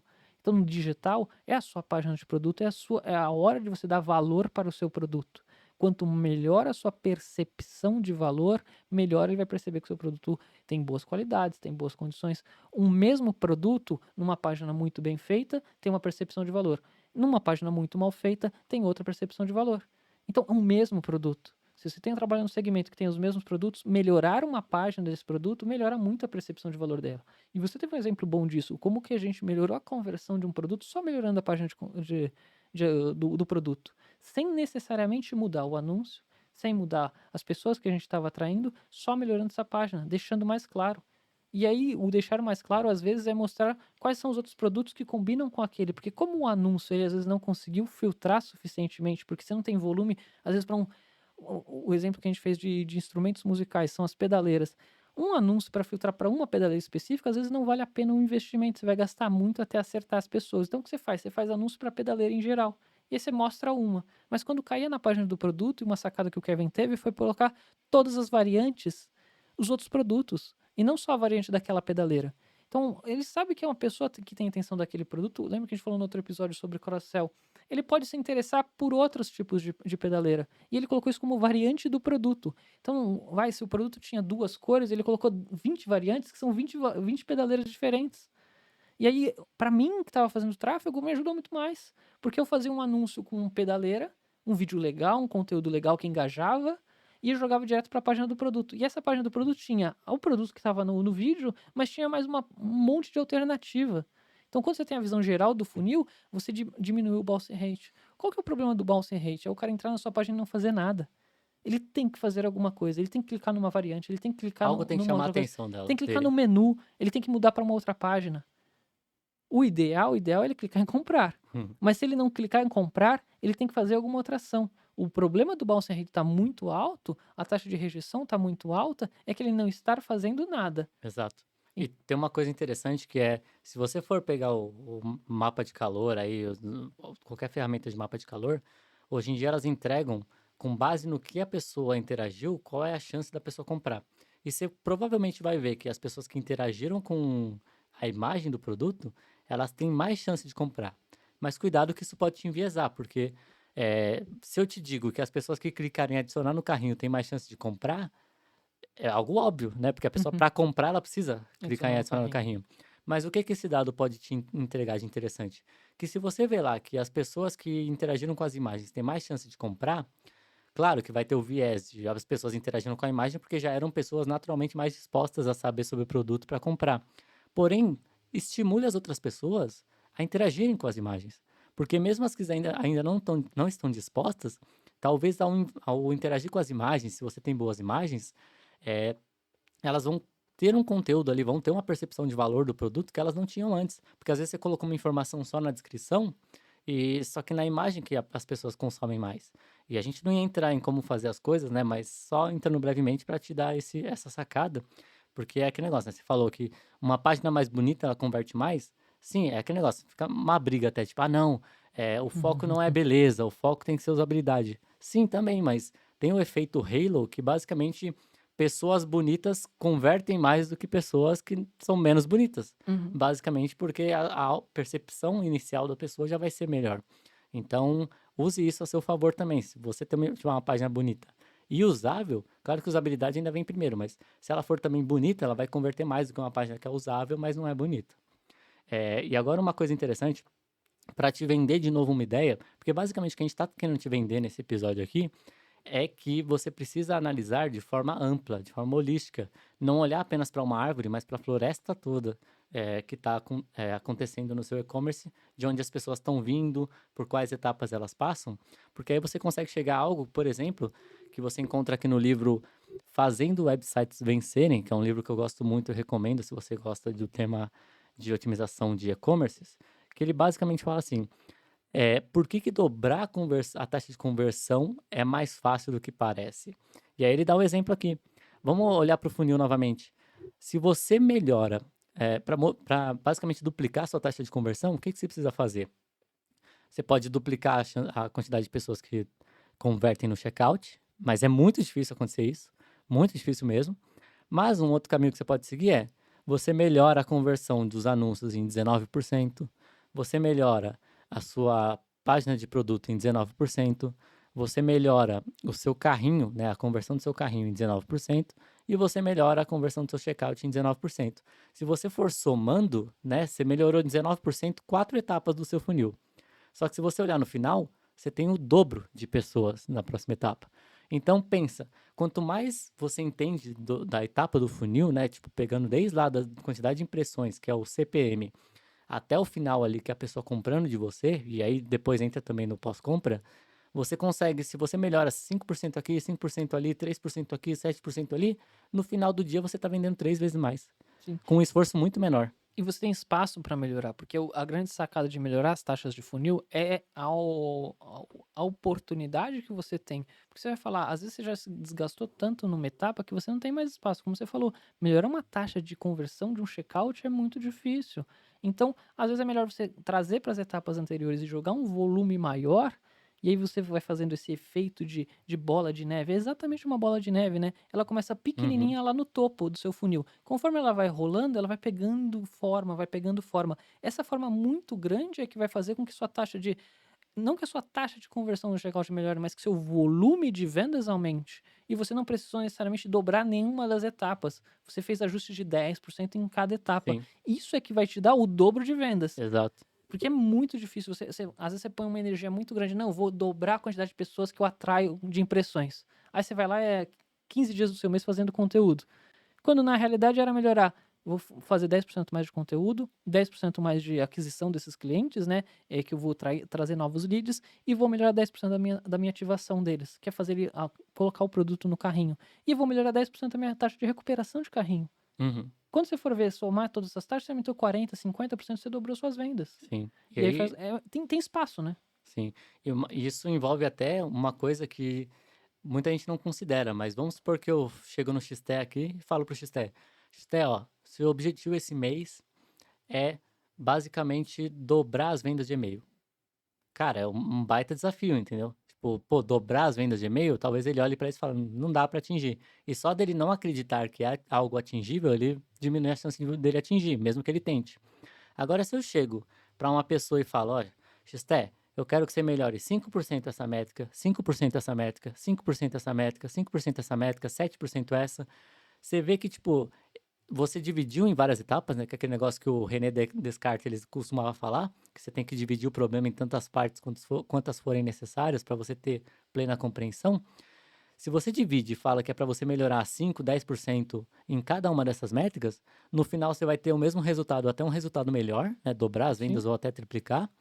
E a pessoa que vai executar essa ação, ela vai falar: "Pô, eu consigo melhorar 5% disso aqui, eu consigo melhorar 10% naquilo ali". Enquanto se você chegasse para ela simplesmente falasse: "Eu quero que você dobre as vendas", ela vai olhar e vai falar: "Você tá doido". É crível, né? A meta é dobrar as vendas, tudo bem. Então eu sempre faço uma escada assim. A meta é o próximo nível que você quer chegar.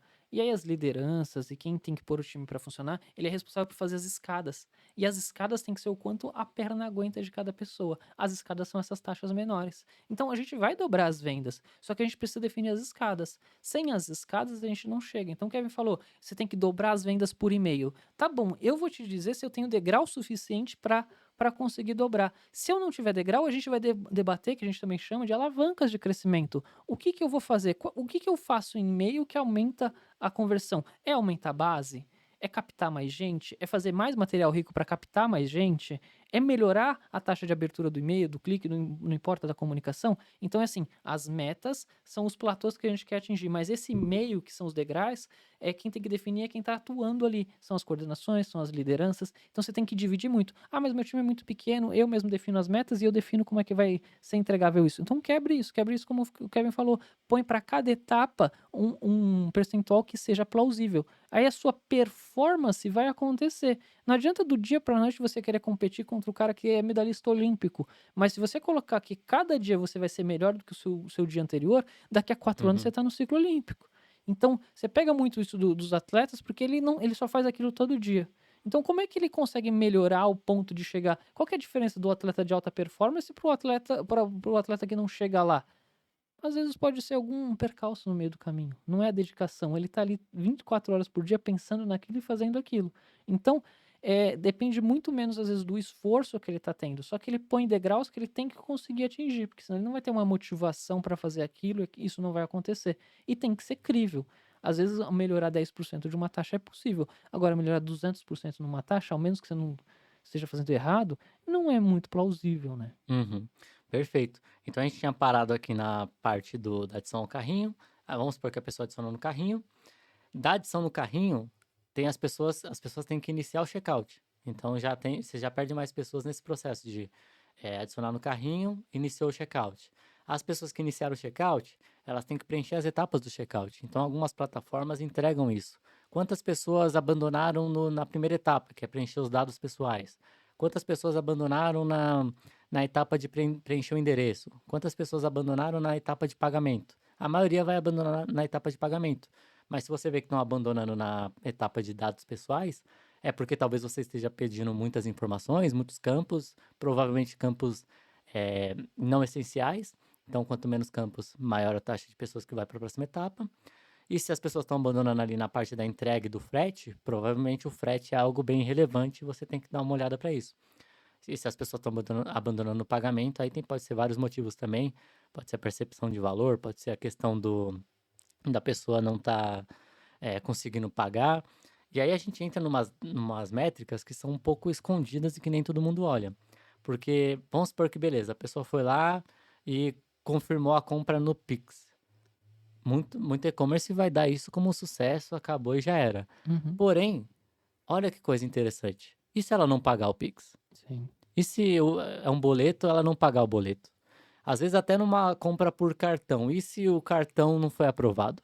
Então a pessoa tá com intenção de compra, né, no caso do cartão, mas vamos supor que a cada 5 pessoas, você tem 80% de taxa de rejeição dos pagamentos via cartão, que é uma taxa altíssima. O normal seria 98, 99%. É, Taxa de aprovação, taxa de né? aprovação, desculpa, de 80%, ou seja, 20% não consegue. E sendo que o normal deveria ser 98, 99% das pessoas conseguirem. Isso significa que a cada 5 pessoas que querem comprar de você, uma não está conseguindo. E já era para estar conseguindo. Exato. E era pra estar conseguindo. E às vezes pra uma coisa que é inerente à pessoa e você tem que estar de olho nisso, porque pode ser o cartão dela não está habilitado para compra online. Ou está habilitado para compra online de acordo com o comportamento dela. Ela comprou agora numa loja de ferramenta de pesca ela só compra em comida. Uhum. E aí o cartão, por questão de fraude, por questão de poder ser fraude, ele bloqueou a compra. Não, não faz sentido. Você nunca comprou isso, está comprando pela primeira vez. E acontece isso com marcas emergentes. Às vezes é um item que não está qualificado. E aí, como o seu cadastro junto à operadora do cartão, ele bloqueia. E se você não está olhando nisso, você literalmente perdeu uma venda. Sim. E é uma venda a cada 5. Imagina, um dia de venda, você vai ver lá, você perdeu 10, 20, 30 É, pedidos. e se você melhora isso, significa que do dia pra noite você tá vendendo 20% mais.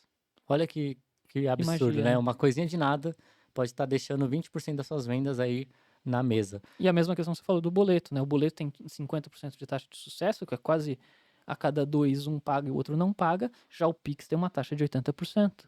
É a facilidade de fazer o Pix, tudo, mas explica também como é que ele A faz tudo isso, urgência. a urgência disso. Fora que o Pix, ele adiciona um pouco por exemplo, primeiro a urgência, né, que a gente comentou, que você tem que pagar geralmente em 30 minutos, 15 minutos, enquanto o boleto, eh, o mínimo é um dia, né, que você tem que Sim, dar de prazo, então em um dia a pessoa pode mudar super de ideia. E, e o Pix também tem a questão que você pode oferecer um desconto, porque como a taxa que você paga para o gateway de pagamento no Pix costuma ser menor do que no cartão, às vezes faz sentido você oferecer ali uns 2 até 5 às vezes até 10% de desconto no Pix, por vários motivos. Primeiro, porque sua taxa é menor, e você já recebe o dinheiro mais rápido, né? E às vezes no mesmo dia você já está com o dinheiro da pessoa que pagou ali, enquanto no cartão, se a pessoa pagar parcelado, você vai ter que ou adiantar esse pagamento que vai te ter um custo, né? Uma taxa maior, ou então esperar os meses para ir recebendo. isso come o seu fluxo de caixa, isso come o seu lucro. Você pode aumentar o seu lucro só oferecendo Pix. Então, só que assim, nunca caia naquela mazela, então vou só deixar Pix habilitado para pagamento. Não, dê todas as opções de pagamento que você possa dar para o seu cliente, facilite a vida dele. Voltando só para a etapa que você falou do checkout, tem uma coisa que às vezes pro Kevin é muito fácil fazer isso, porque ele está o dia inteiro olhando para checkout e ele entende todas aquelas questões de formulário, quantas etapas, o que tem que fazer. Mas eu tenho uma analogia que é legal a gente explicar. Se você chegar para uma pessoa que mal desce na rua e dá uma voltinha e falar, você vai ter que correr uma maratona, é muito difícil dela se engajar a correr uma maratona. Mas essa pessoa, vamos mudar o cenário. Ela chega, ela tá de férias na praia, você fala, vamos andar até os Pinheirinhos ali? E ela anda. E a distância de você até os Pinheirinhos é 2, às vezes até 5 quilômetros. Ela já tá andando, olha, um quinto aí da sua maratona, um oitavo da maratona. Ela foi 5 quilômetros e voltou. Ela andou 10 quilômetros. Você tá vendo que você mudou a perspectiva e a narrativa da coisa? É a mesma coisa para o checkout. Então, se você quer ser um anúncio super ligeiro, não, você tem que tomar atitude agora, porque se você não comprar o meu produto, não vai acontecer nada. Caiu na página do produto, página super direta, tá aqui a melhor condição, não sei o que lá. Você clica no checkout e abre aquele formulário gigante. Você tá vendo que a visão do funil não tá conversando? Você quer ágil, quer ágil, quer ágil, e quando chega no formulário, a primeira coisa que você pede é para preencher um monte de campo. Você quebrou a agilidade. Então pede, às vezes você quebra o checkout em várias etapas. O Kevin, a gente não vai falar como fazer, mas o Kevin depois pode dedicar um episódio inteiro só para falar como desenhar um checkout. Mas se você quer agilidade, você tem que ser o fórmula. A primeira coisa que você vai pedir, se você vai quebrar em etapas, vai ser uma única informação, a informação que você mais precisa para fazer o pedido da pessoa. Aí seja o CPF, seja o e-mail, você pede uma única informação. Ele pôs essa informação, você pede a segunda informação mais importante. Você tem que entregar um pedido e um endereço. E aí depois a informação de pagamento. Só de você quebrar o formulário, a percepção da pessoa mudou, o cenário mudou. Ele está na praia andando até os Pinheiros e não dizendo que ele vai andar uma maratona, uma meia maratona. Você precisa fazer isso. Por quê? A expectativa que você está gerando no seu funil inteiro vai ter que estar compreendida no checkout. E o checkout ele é o menos maleável possível.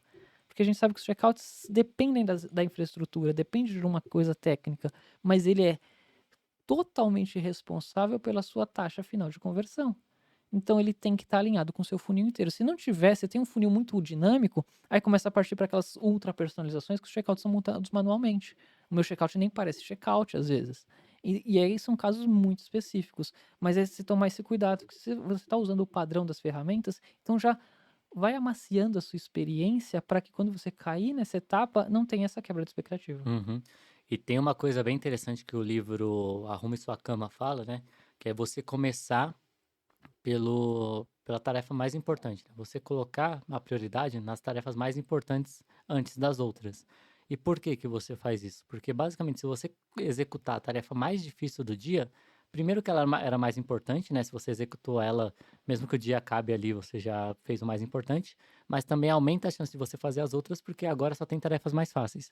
E trazendo isso para esse ponto que você colocou, primeiro pegue as informações que são essenciais, as informações que você precisa pegar para entregar o pedido e cobrar pelo pedido.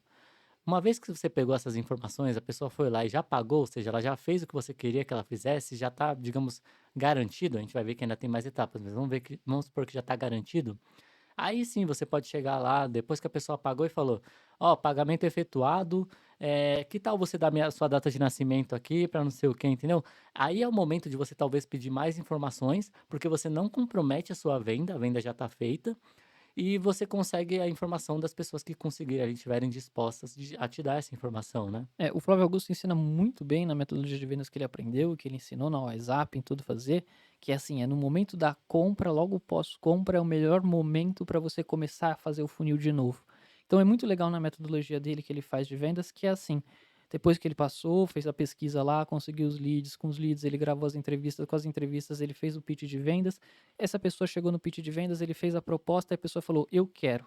Tá bom, ele pega os dados de pagamento, que é o checkout do seu e-commerce, e aí, logo em seguida, ele vai fazer uma coisa que poucas pessoas fazem, e a gente tem que trazer isso para os e-commerces urgentemente, que é pegar os referidos, que ele chama, as indicações. E aí você pode fazer isso de várias formas criativas, a gente não vai ensinar muito bem o que é fazer isso nesse episódio, a gente pode gastar um tempo com isso. Mas a ideia é, depois que a pessoa comprou, ela está disposta a te passar qualquer informação que você peça. No caso do Flávio Augusto, o que ele faz você fazer?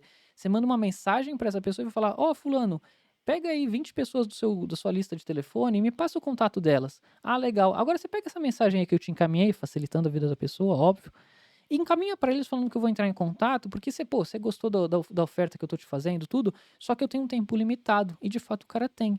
E eu só posso ligar para tantas pessoas por dia. Se você está indicando, é muito provável que você está indicando uma coisa boa. Então, manda para essas pessoas que eu vou entrar em contato. E aí, ele já capta lead. Então, a pessoa entrou na agenda dela e ele vai direcionando a pessoa. Ela passa 20 pessoas. Outra coisa, comportamento humano. Eu nunca vou indicar para alguém uma coisa que eu não gostei. Uhum. Então você vai selecionar pessoas que você também quer que se deem bem e que façam sentido por aquele assunto. Então eu não vou indicar para o Kevin um curso de inglês se o Kevin já fala inglês.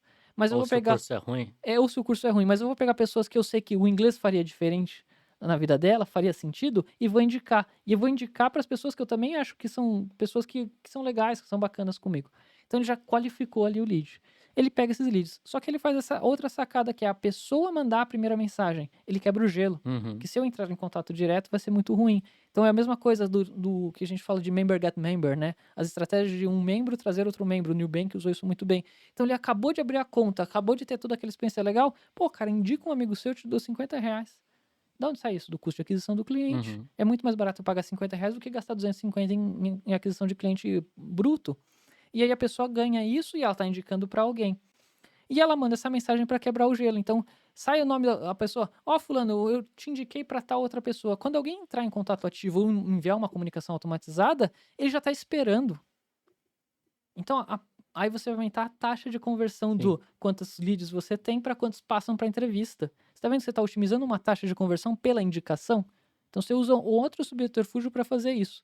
Então, depois que a pessoa comprou, é o melhor momento para você conseguir qualquer outra informação. Ela já tirou aquele peso de tomei uma boa decisão. E uma coisa que ele também fala, e ele fala junto com o pessoal da Trinca, tudo, depois que a pessoa compra, você vê se o vendedor é bom ou não. Se o vendedor começa a pedir desculpa que você comprou e não sei o que lá, você vê que o vendedor não é um bom vendedor. Agora, se o vendedor falar parabéns, você tomou a melhor decisão, é só página de obrigado no e-commerce. Parabéns. Sim. Você acaba de adquirir um excelente produto.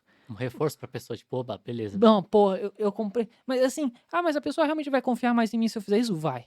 vai". A É gente subconsciente. precisa disso. É Uhum. inconsciente, é do comportamento humano. Parabéns, você tomou uma ótima decisão. E se você ainda conseguir apoiar ela com alguma coisa, seja pedindo uma indicação ou dando mais material para ela ou alguma outra coisa, que não seja de muito esforço, mas que ela consiga fazer, ela vai fazer com muito gosto. Porque ela já. Gente, se despende uma energia para tomar uma decisão. Tomar decisões no dia a dia são difíceis. E uma compra é uma tomada de decisão. Então, depois que ela já tomou essa decisão, você alivia ela. Oh, porra, tomei uma boa decisão. Tô É. tranquilo. E a gente até falou isso no episódio sobre como vender mais gastando menos com anúncios, né? Que é justamente essas formas. Depois que a pessoa comprou, o que que você faz para aumentar a chance da pessoa voltar a comprar de você, né? Uma parte é justamente isso, ter um onboarding, ter a confirmação do pagamento, pô, seu pedido vai ser preparado e enviado assim que possível, enfim, a pessoa vai ficar, se gera sentimentos positivos nela, porque ela tá ansiosa ali naquele momento, né. E vão ter atrasos. Eu tenho um contato de cliente até agora que entra aqui com meus grupos de ativação, que eu tento reengajar eles. Ô, meu pedido não chegou, meu pedido não chegou. Sim, só que seus atrasos têm que ser mínimo. Então, se eu faço 100 pedidos, um atraso, acontece. A logística às vezes não depende de você, você contrata uma logística, mas você não deixa de dar suporte pro seu cliente. Responde ele, ó, fulano, tô vendo seu pedido, ó, tá aqui o rastreio, a previsão de entrega é tal. Você mantém essa relação, porque aí você vai entrar na outra etapa que é recompra, aí depois você reter esse cliente, até o momento que essa relação um dia vai acabar. Sim. Só uma coisa que eu discordo de você, é que você falou que a melhor etapa, né, o melhor momento para você pedir uma recomendação para a pessoa, nesse caso, né, é depois que ela comprou. Para mim, esse é o segundo melhor momento. O melhor momento para mim de você pedir para a pessoa recomendar um produto que ela acabou de comprar de você, é no momento "ahá", que não necessariamente é depois que a pessoa comprou. Então vamos supor que ela comprou alguma coisa, uma solução mágica que ela vai passar no chão e tira qualquer mancha.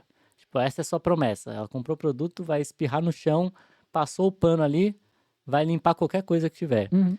O momento mais oportuno para você pedir para ela recomendar, seria naquele, né, aquele momento que a pessoa foi lá, passou, vamos ver se isso aqui funciona mesmo. Passou o negócio, passou o pano, o chão ficou, aquela parte ficou limpa, agora o problema dela é que o resto não tá tão limpo quanto aquela parte que ela limpou. Esse é o momento "ahá", porque ela acabou de ver: "Putz, isso aqui funciona". Então, aí você precisa entender o seu produto, né. Entenda o seu produto e qual que é o momento "ahá" do seu produto, né. Qual o momento que a pessoa vai usar o seu produto e falar: "Ahá, era isso que eu precisava, sabe, isso aqui funciona mesmo".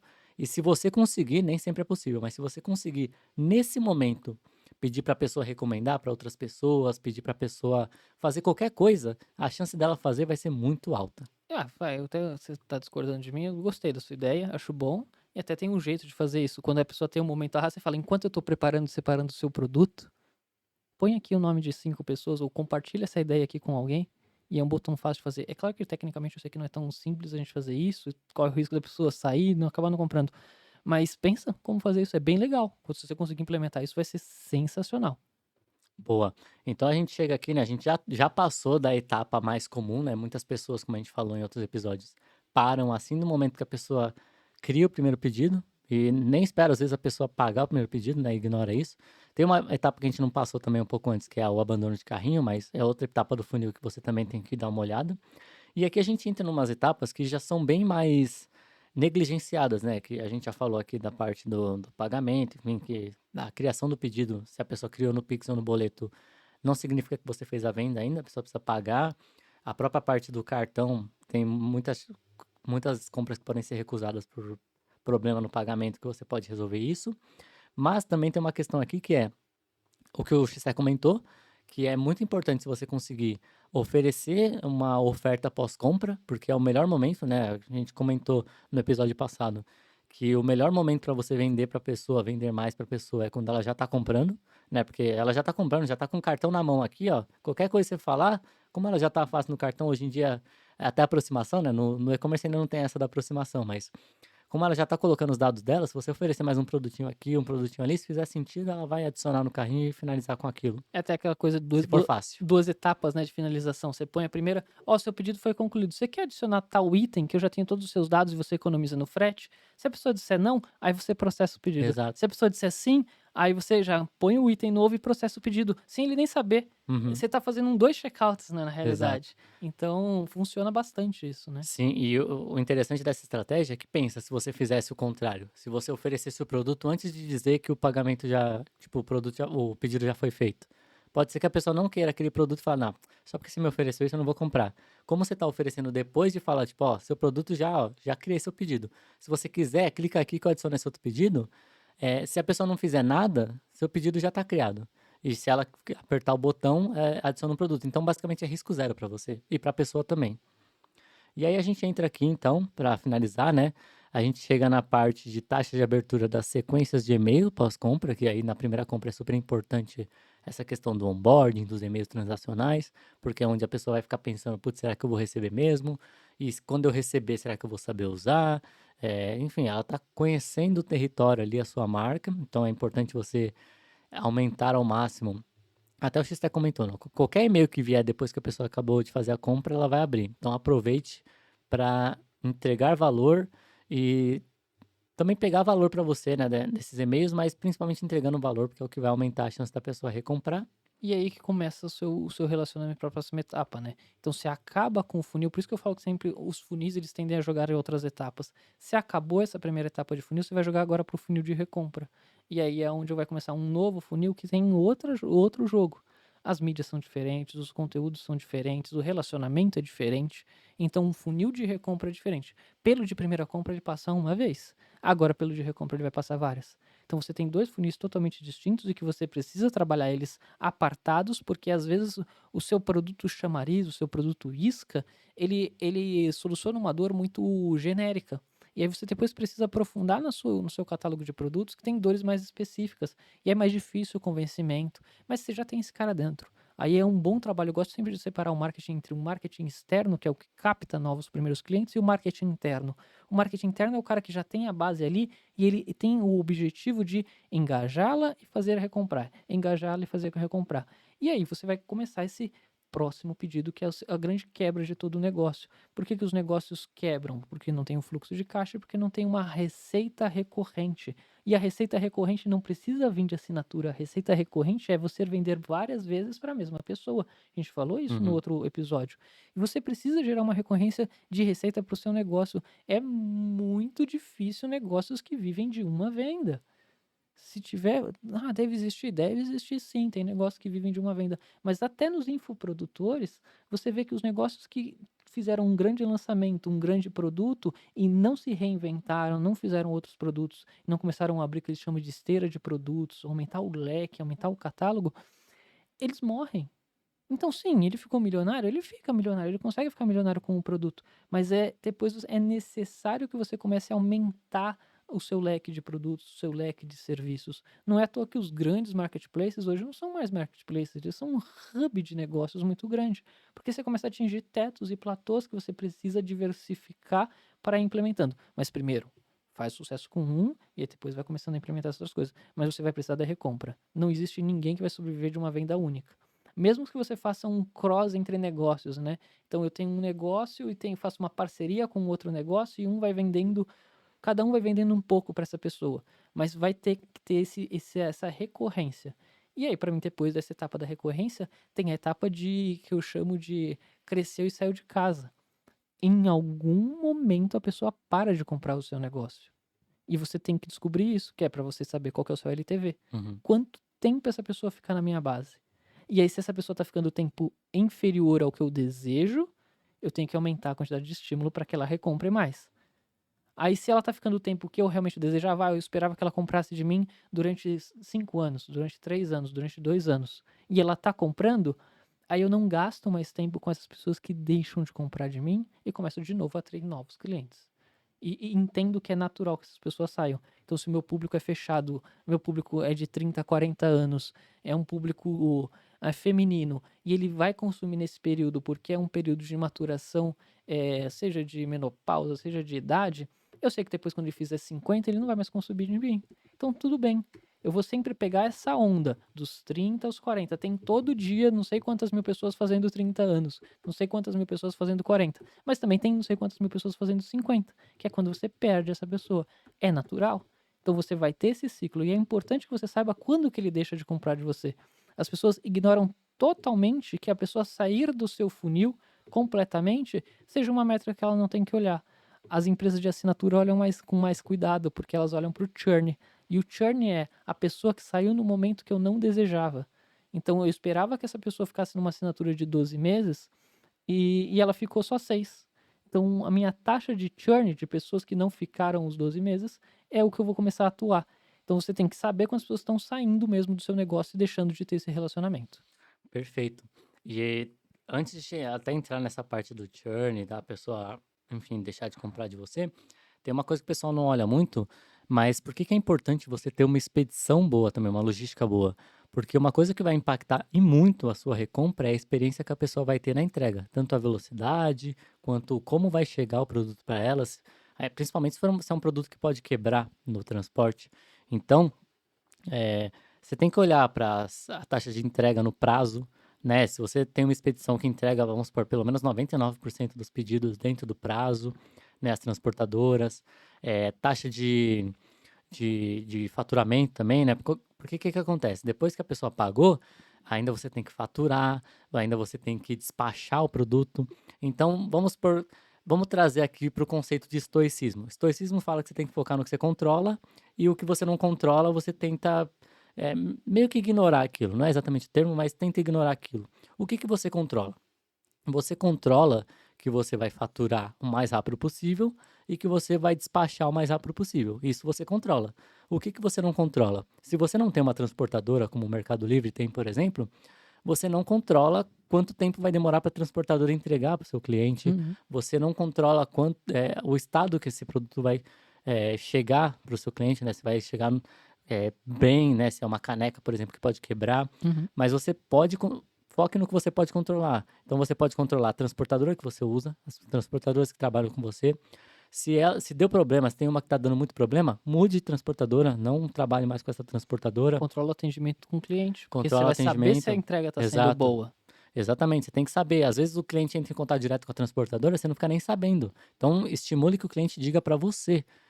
Entre em contato com você primeiro e você faz esse intermédio. E outra coisa, se você vende, vamos por caneca que pode quebrar, invista bastante em proteções ali para essa caneca Uhum. não quebrar. Então é isso.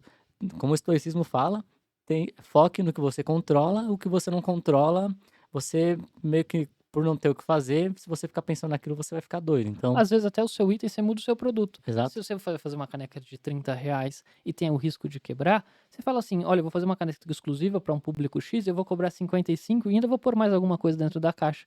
Se ela quebrar, você tem margem para Uhum, dar uma garantia.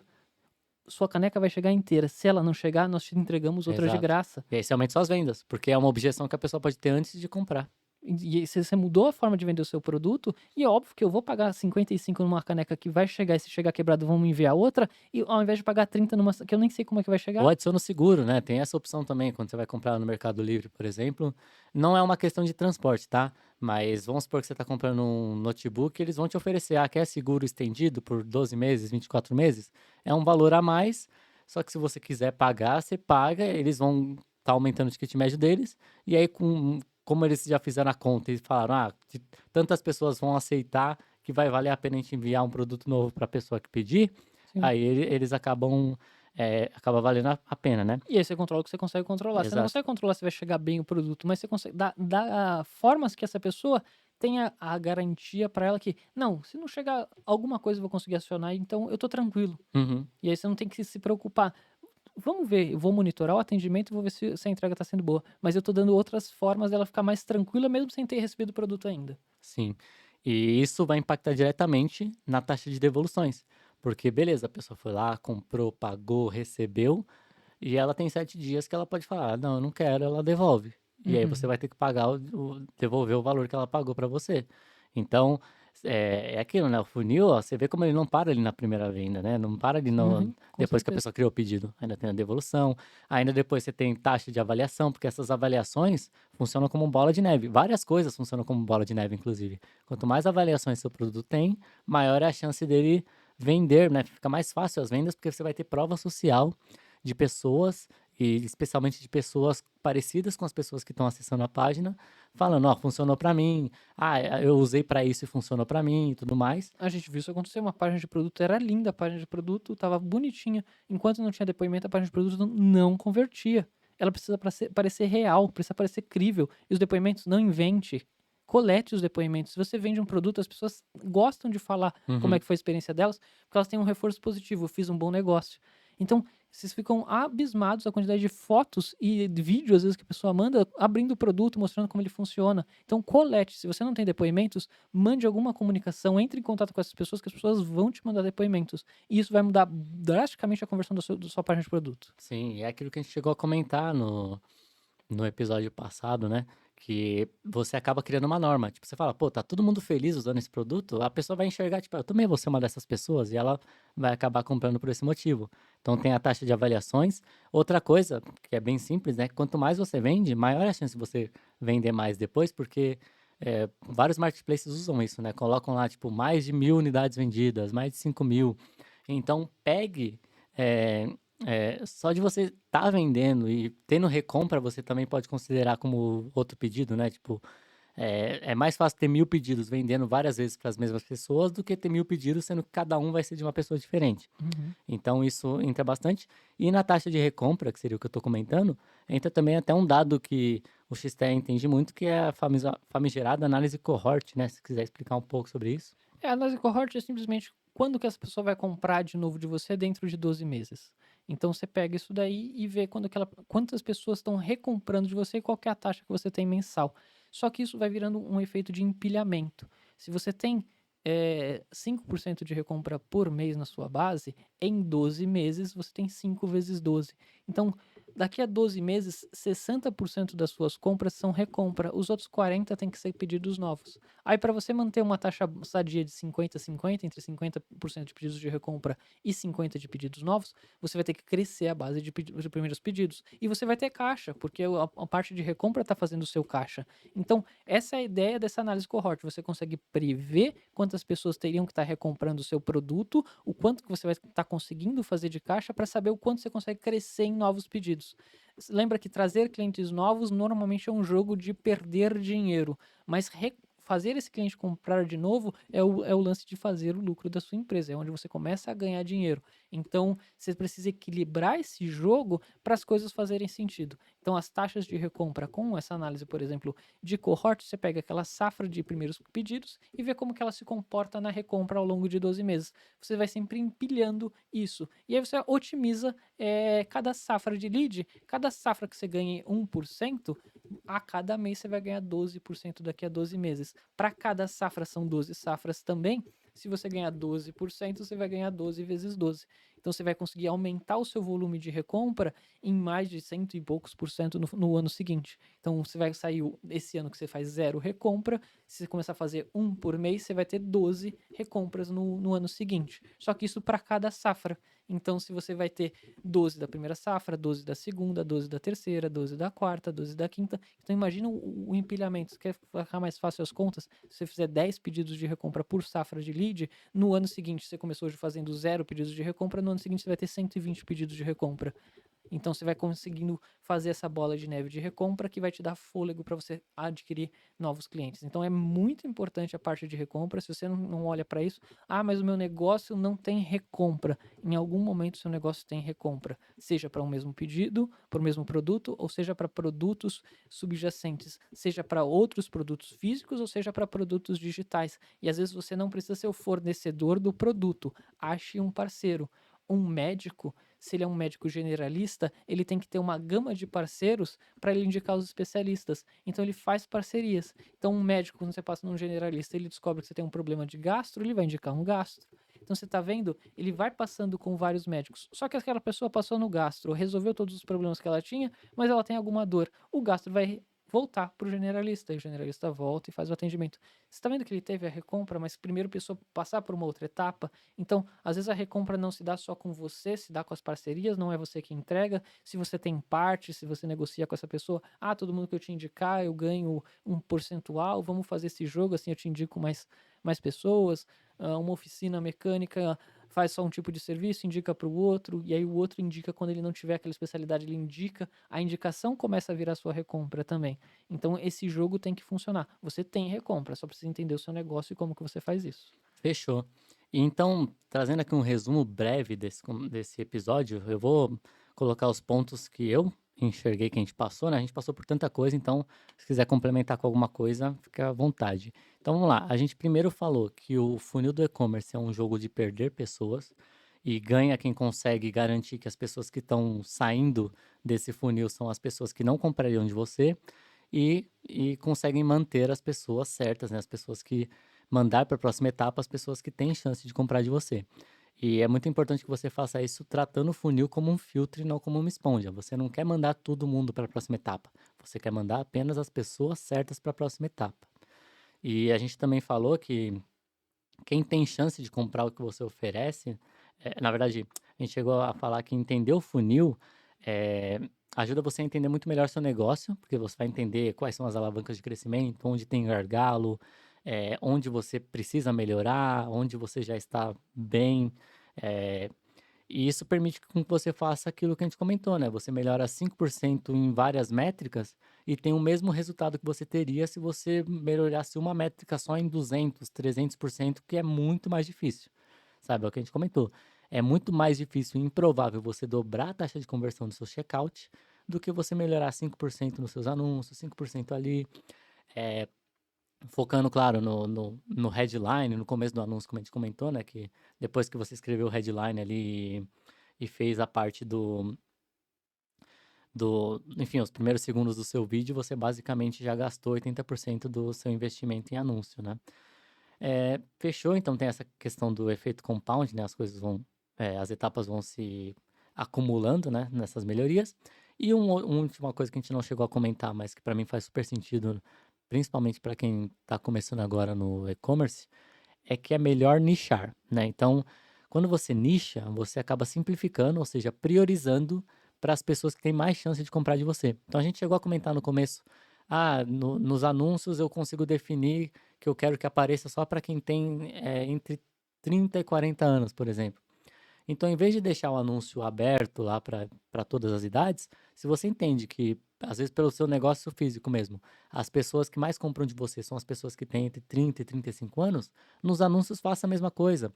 Isso, por que que isso ajuda? Você vai estar distribuindo, mostrando anúncios para menos pessoas, só que você consegue ser mais eficaz com essas pessoas. Você consegue otimizar um anúncio para falar exatamente o que essas pessoas querem e precisam ouvir para você chamar a atenção delas e fazer elas comprarem de você.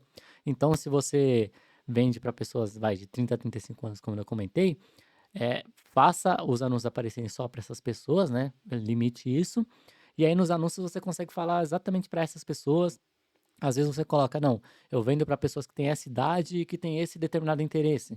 Então cria um anúncio que converse exatamente com essa pessoa, porque esse anúncio vai desempenhar muito melhor e vai fazer o seu funil como um todo. Você consegue pensar o funil inteiro nesse perfil de clientes. Não é à toa que várias marcas que têm muito sucesso na gringa e até no Brasil com um produto só, por exemplo, elas têm vários funis diferentes. Cada Uhum. funil vai entrar um tipo de pessoa. Nesse funil vão entrar as pessoas que têm entre 18 e 24 anos, porque são alguns argumentos que você tem que mandar para convencer essa pessoa.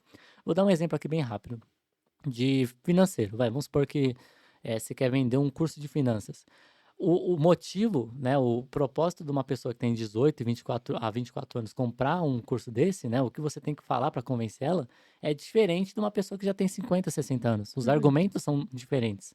Então, se você trata diferentes esses funis, né, você vê que o funil ele vai vir de vários lados, no final eles podem até chegar no mesmo lugar ou não, às vezes a landing page é diferente, Uhum. mas o checkout é o mesmo, né? Todas vão convergir no mesmo ponto ali no checkout, mas elas vêm de locais diferentes, com comunicações diferentes que vão estar fazendo a chance delas passarem para a próxima etapa, né, das pessoas certas passarem para a próxima etapa ser maior. Perfeito. Eu gosto de um bom exemplo que o Beto, que é o CMO da Empíricos, né? Trabalhei um tempo ali, sentado do lado dele, aprendia bastante. E quando ele falava de funil de marketing, ele falava de um jeito que era bem fácil de ver. Então, o funil de marketing para ele é como um relacionamento humano. Então, primeiro você quer conhecer uma pessoa, então você se expõe para conhecer essa pessoa, seja na internet, seja em festa, tudo. E você não pode chegar nessa pessoa pedindo em casamento. Então, você não pode chegar na pessoa falando que você quer converter essa pessoa. Então, a primeira coisa que você faz é captar o lead dela. Então, você pede o telefone para ela. E aí você depois vai marcar um segundo encontro. É os pontos de contato que a gente falou. Quando você tiver esse segundo encontro, você vai ter um terceiro encontro, um quarto encontro, você vai conhecendo essa pessoa e até chega o fatídico dia, você quer casar com essa pessoa. Então, você vai namorar, você vai pedir ela em noivado e você casa. Então, aí você realmente concluiu a sua compra. E aí você depois começa o relacionamento de recompra com essa pessoa. Você começa a construir uma família. Então você vai ter filhos, você vai ter hobbies, você vai ter coisas em comum. E esse relacionamento vai dando frutos. No meu caso já tem bastante, mas eu tenho bastante recompra na minha base.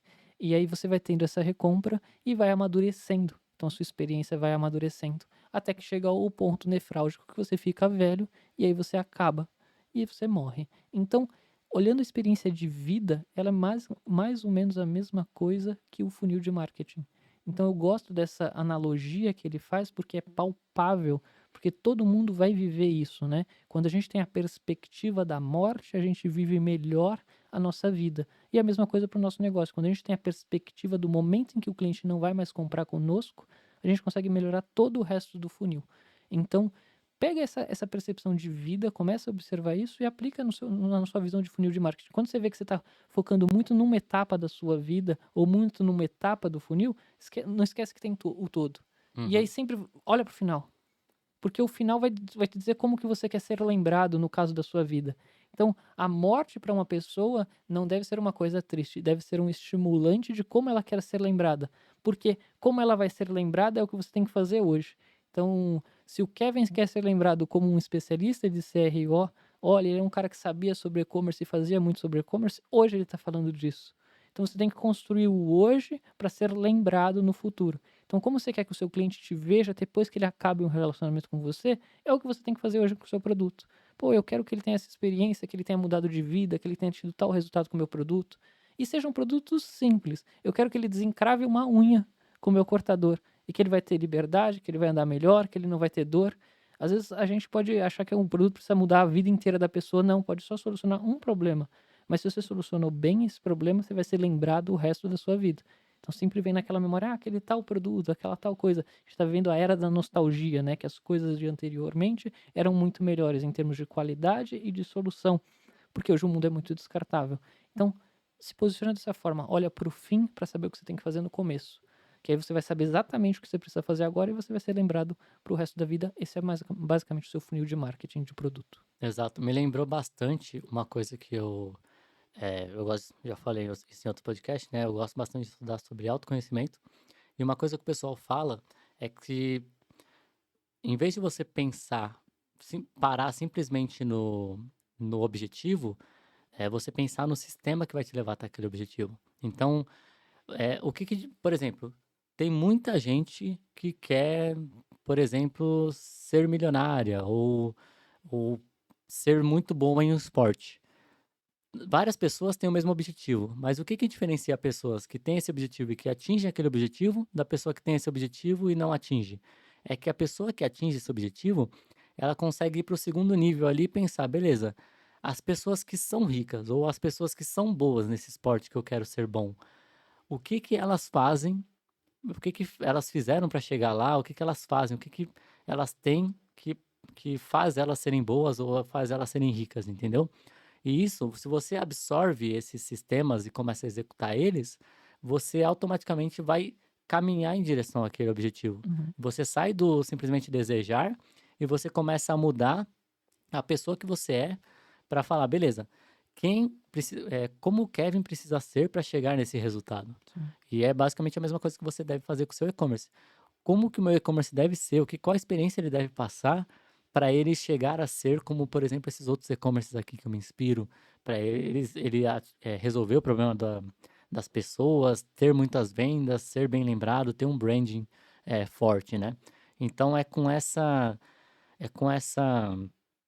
como que eu vou dizer, essa Essa mensagem. essa mensagem, essa crise existencial que a gente está passando para vocês agora, que a gente vai encerrar esse episódio, né? Espero que vocês tenham aprendido bastante, tirado bastante ações acionáveis para já aplicar no seu e-commerce a partir de hoje.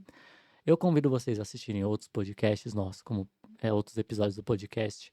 Como sempre, né? Você encontra aí no Spotify, no YouTube, onde preferir. E também a seguir a gente nas redes sociais. Você me encontra no Instagram em @kevin.quintino. No YouTube pode pesquisar Kevin Quintino que me encontra também. E no LinkedIn, em Kevin Quintino, você me encontra também. E para encontrar o Xté, Para você me encontrar, você procura Rodrigo XT, XTEH. Você também me encontra em todas as redes sociais com esse nome. eu agradeço muito a você por ter assistido até aqui. Muito obrigado e boas Muito vendas. obrigado, até a próxima.